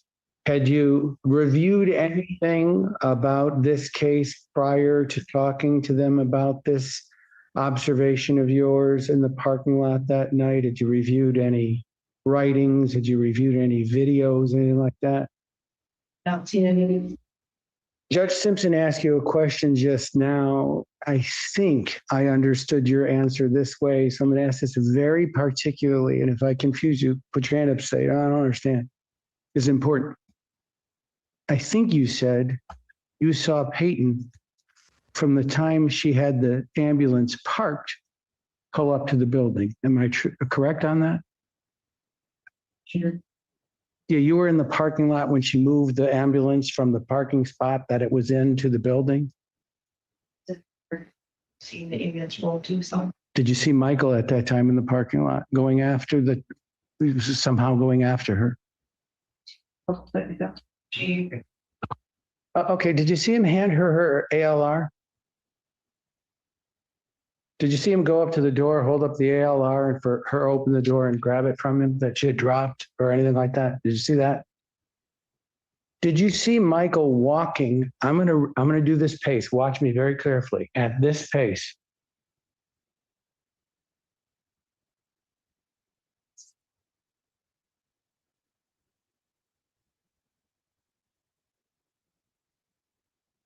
Up to the ambulance where Peyton was at the truck bay. If I played you some video, I would like to see if it refreshes your recollection at all as to what you may have seen in the parking lot. Okay?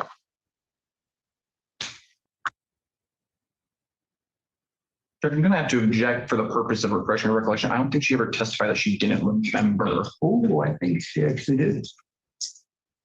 about that she didn't remember. seeing Michael. Yeah, I mean, I think she did. Kind of just, well, quite frankly, there have been two different statements. So go ahead, Mr. Insurance is not very long, ma'am. Can you? Yeah. And there's no audio, by the way. Just gonna pause real quick. You see an ambulance leaving a parking spot, right? Okay. Stay with me. Do you see an individual, right? I'm circling with my cursor who's walking. Yes. Are you able to tell from the walk or the shape of who that is yet? Okay.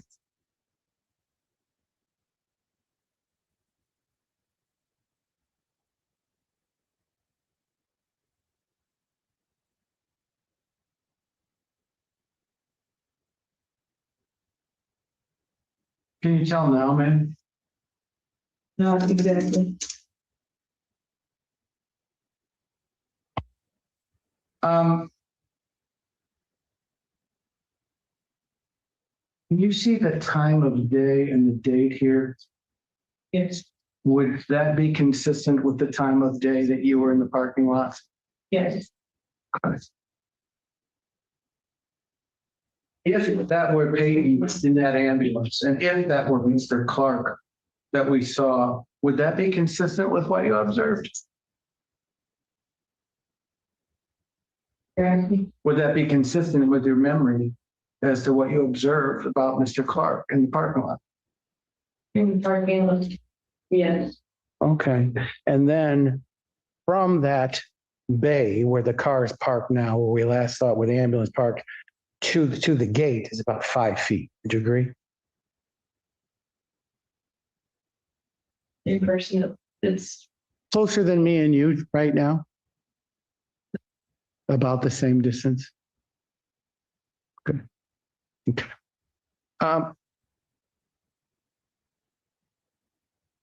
Ma'am, I'm sorry, Mr. Summer, but sure would agree that if the individual that we saw in the video was Mr. Clark, and that the ambulance that we saw pull in was the one that Peyton's in,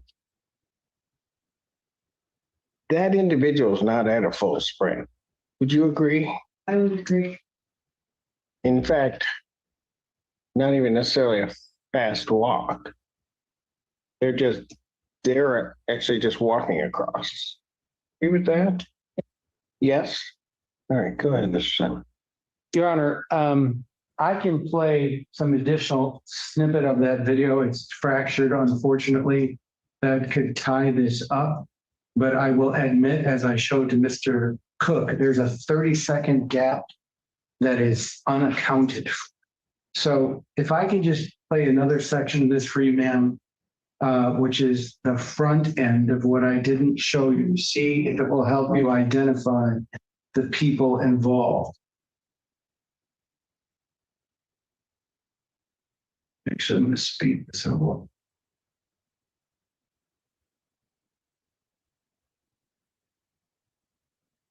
You know who that is by the Walkman and the gear? Yeah, okay. Okay, well, let's watch her where she goes. Is she running, by the way? No, she's not. Okay. Do you see that the lights of this ambulance came on and flashed? Yes. Is that consistent with the use of a key fob? And then, can you tell by who that is right there, the male at the bottom? Yeah, sorry, that's when the gap is. Right there. No offense, by the bald spot, or the body posture. Can you tell who that is? Okay, and that all is consistent with the very same vehicle we saw at the end that was pulling out, etc. Okay. Can I ask about a different subject matter? You're Peyton's roommate, yes? And you were Peyton's roommate in the fall of 2025. And in the fall of 2025, Michael started to hang out at your place at your guys' invitation. Would you agree? I'm sorry, Peyton's invitation, and even spending the night. Would you agree? And the three of you were pretty good friends. Would you agree? Well, you referred to him as sister husband, right? Something being started, I just wrong to make for him. Oh, okay. Well, you're pretty defensive of Peyton.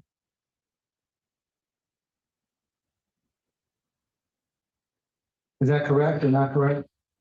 Well, the way you answered that question, let me ask you this.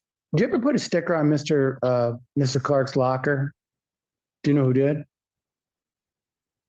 Sure. Did you see it happen? You ever supply information to another person about a biohazard sticker being placed on his locker? Did you ever tell anyone you did do this? Well, being that I had heard someone else that did it. Did you tell her you did it? Do you know who? Strike that. Would you have known Mr. Clark's high school nickname? Have you ever heard the nickname Tobis? Have you ever heard Peyton circulate that to anyone else? Have you ever heard do you know anything about this case in terms of its case number? Do you have any idea what's the date on the complaint of this case? Okay. Have any idea what any of the court dates were? Have you ever heard Peyton exchange that information to anyone else, you or anyone else? Is it fair to say, being roommates, you and Peyton are like probably the closest she's the closest for your work friends? Okay.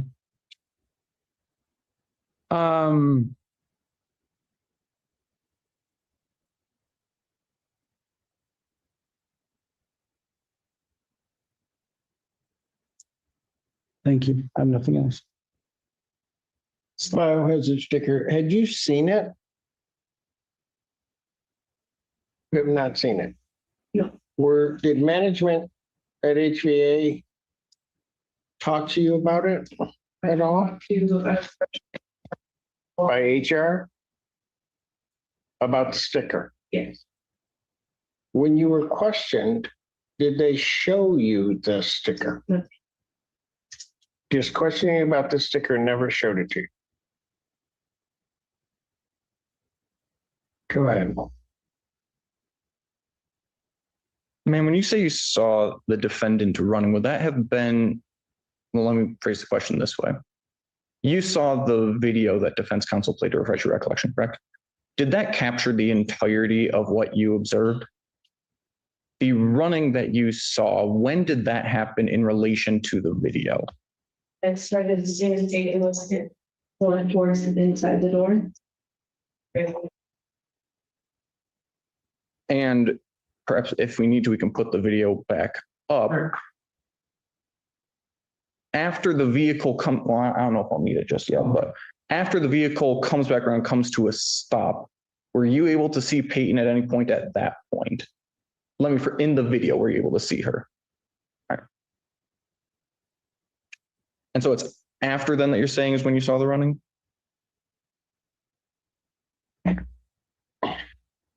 I guess I'm trying to figure out when this full sprint was. I see in the video, we see the ambulance basically come toward the camera, correct? An individual then approaches that from this court's perspective looks like Mr. Clark, right? From my observation,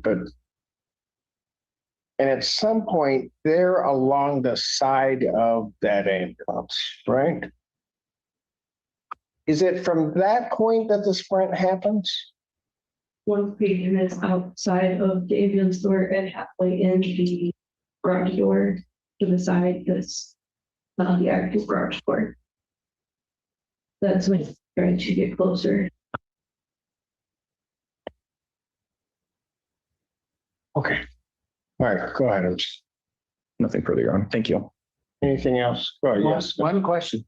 Distance from the door of the ambulance that pulled up to the front door of HVA. Hold on, I'm not done. I'm going to approach you and you say closer, further, okay? Maybe up there. Okay, and I would estimate that's about 8 to 9 feet. Okay. Thank you. Anything else from either side? No, Your Honor. Nice step down. Thank you. Biggest witness do you excuse? I don't know. I don't have to vote. This witness may be excused.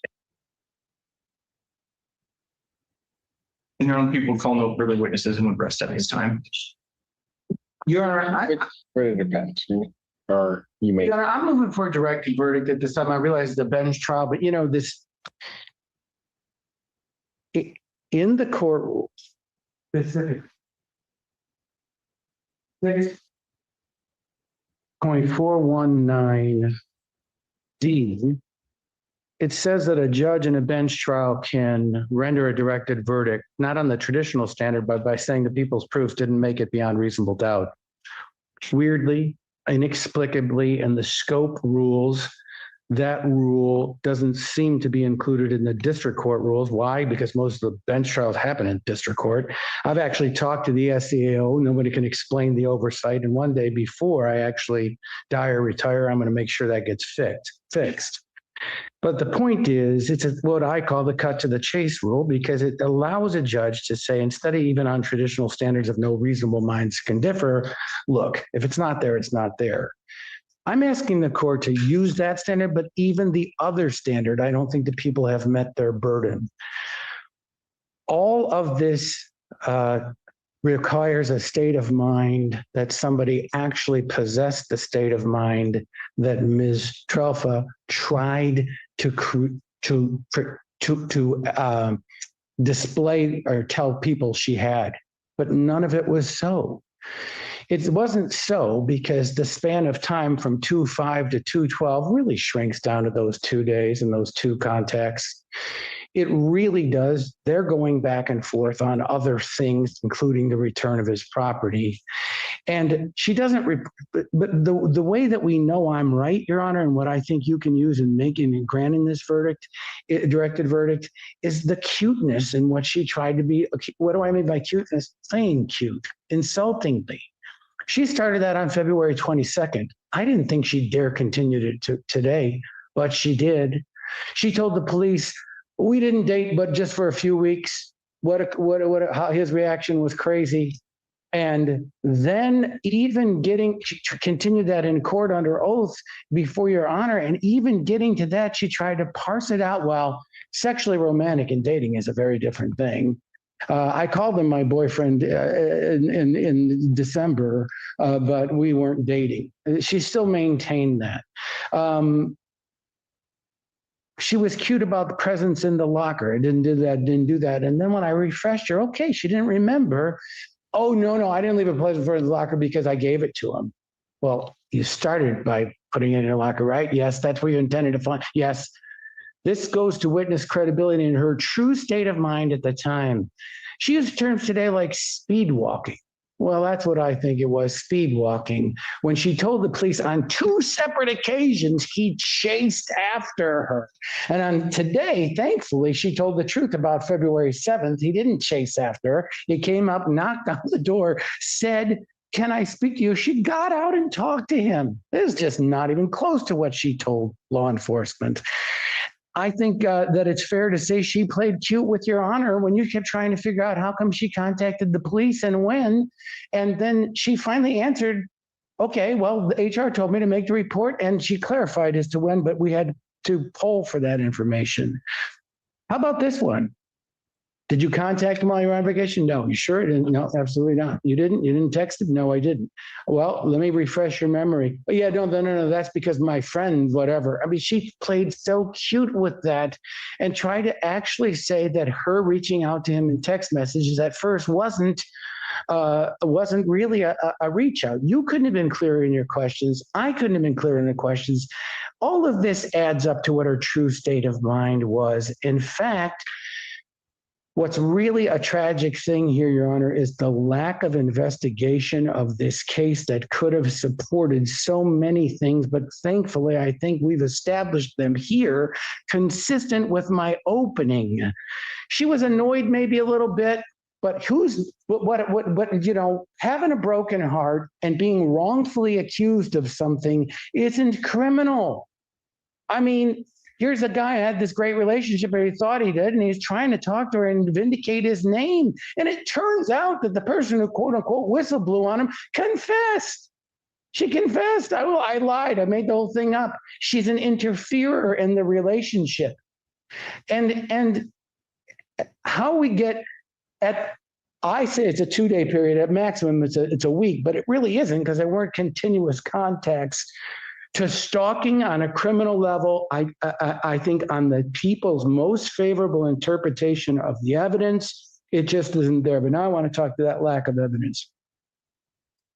There are so many points here that could have been helped by this case. The February 7 video that I was not able to get and tried, and law enforcement didn't try until April, and then they said, oh, it's no longer available. Nobody ever tried to get the February 11th video except us, and I had to go through Honigman lawyers representing HVA to get them only last night. Law enforcement has far greater authority than me, and they could have gotten that.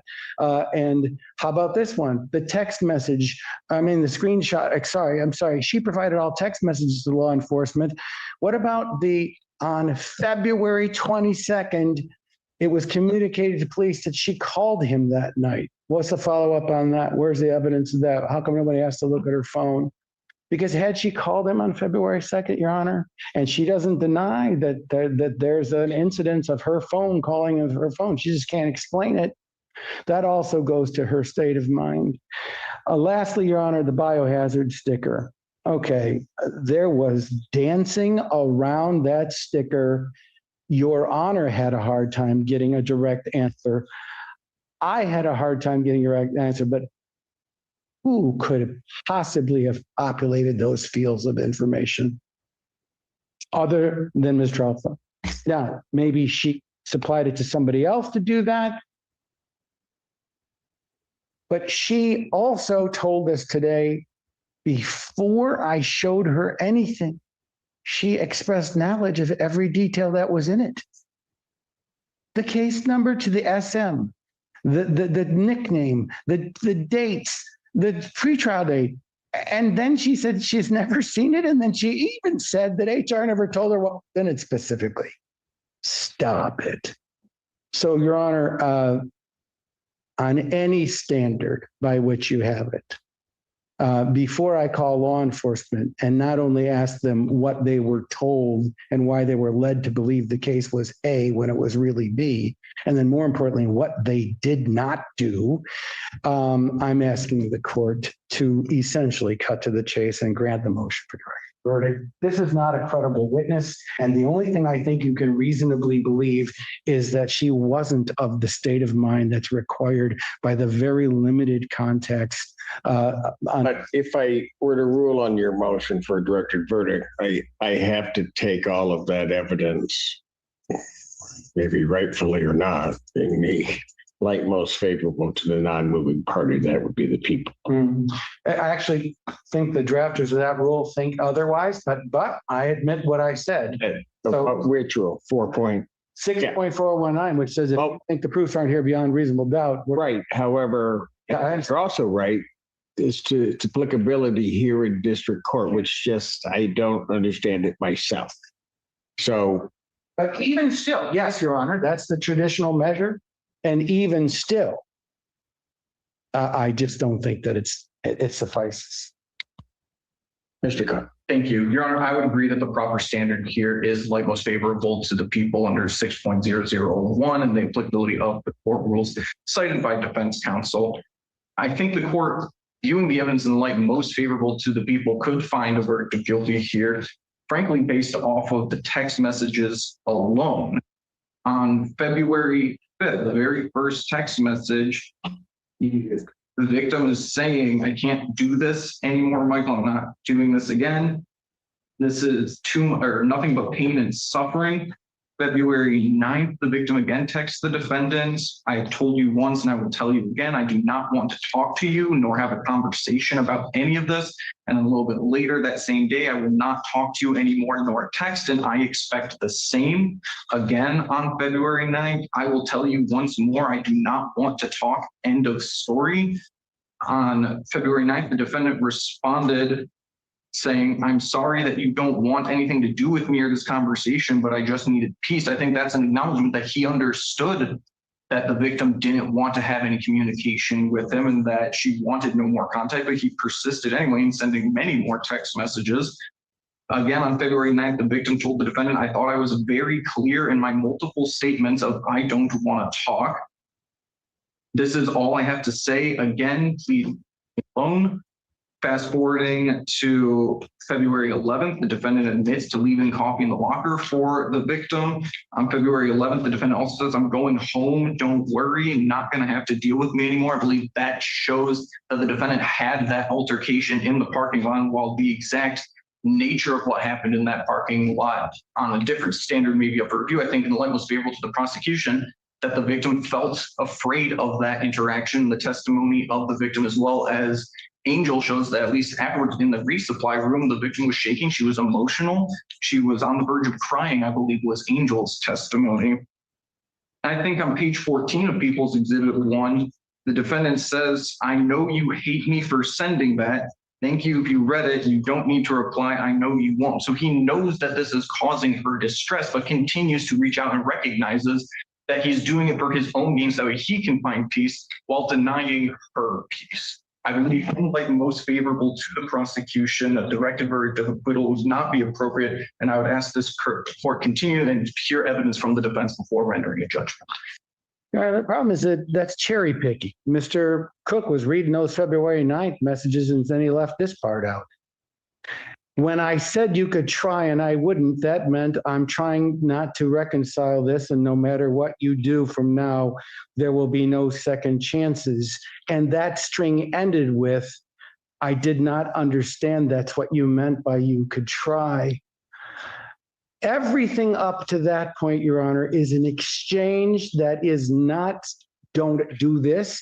She was told him, she acknowledged, you can keep trying. I'm not going to fight for this. You can. And he did, and he tried. And after that, there's a single text on February 10th. I hope you're doing all right. Have a great day. And then February 11th, we all know what happened on February 11th. Your Honor, I don't think under any standard that meets stalking. I just, there are some behaviors that can be annoying. There are some behaviors that can be whiny and maybe, no offense to people, wimpy or whatever. When we do things with a broken heart, Lord knows, I tell clients all the time, don't make admissions. So I'm not going to make the admissions of things I've done, but it doesn't mean they're criminal stalking. That's a different standard. That's something different. And that's why I say under any standard, this should be the motion should be given. Also, I know Mr. Cook left out the whole phone call thing on the 22nd. I think if any fair interpretation of the facts is that she placed a call to my client on the very day she reported this to the police. Also, well, I'm listening to everything. The one thing that was sort of remarkable is just Simon's belief that he has a heart to be broken. All right. So, what, and I do absolutely agree, actually with both sides. I think the standard that I have to apply is I have to take the evidence in light most favorable to the non-moving party, that being the people ruling on this. When I look at it, and while it might be slim, I think a reasonable fact finder, were they to believe certain things, could conclude that the offense of stalking, I mean, barely, you meant that, but barely could make that binding regarding stalking. For the reasons as stated by the people. And so for those reasons, I will deny the motion.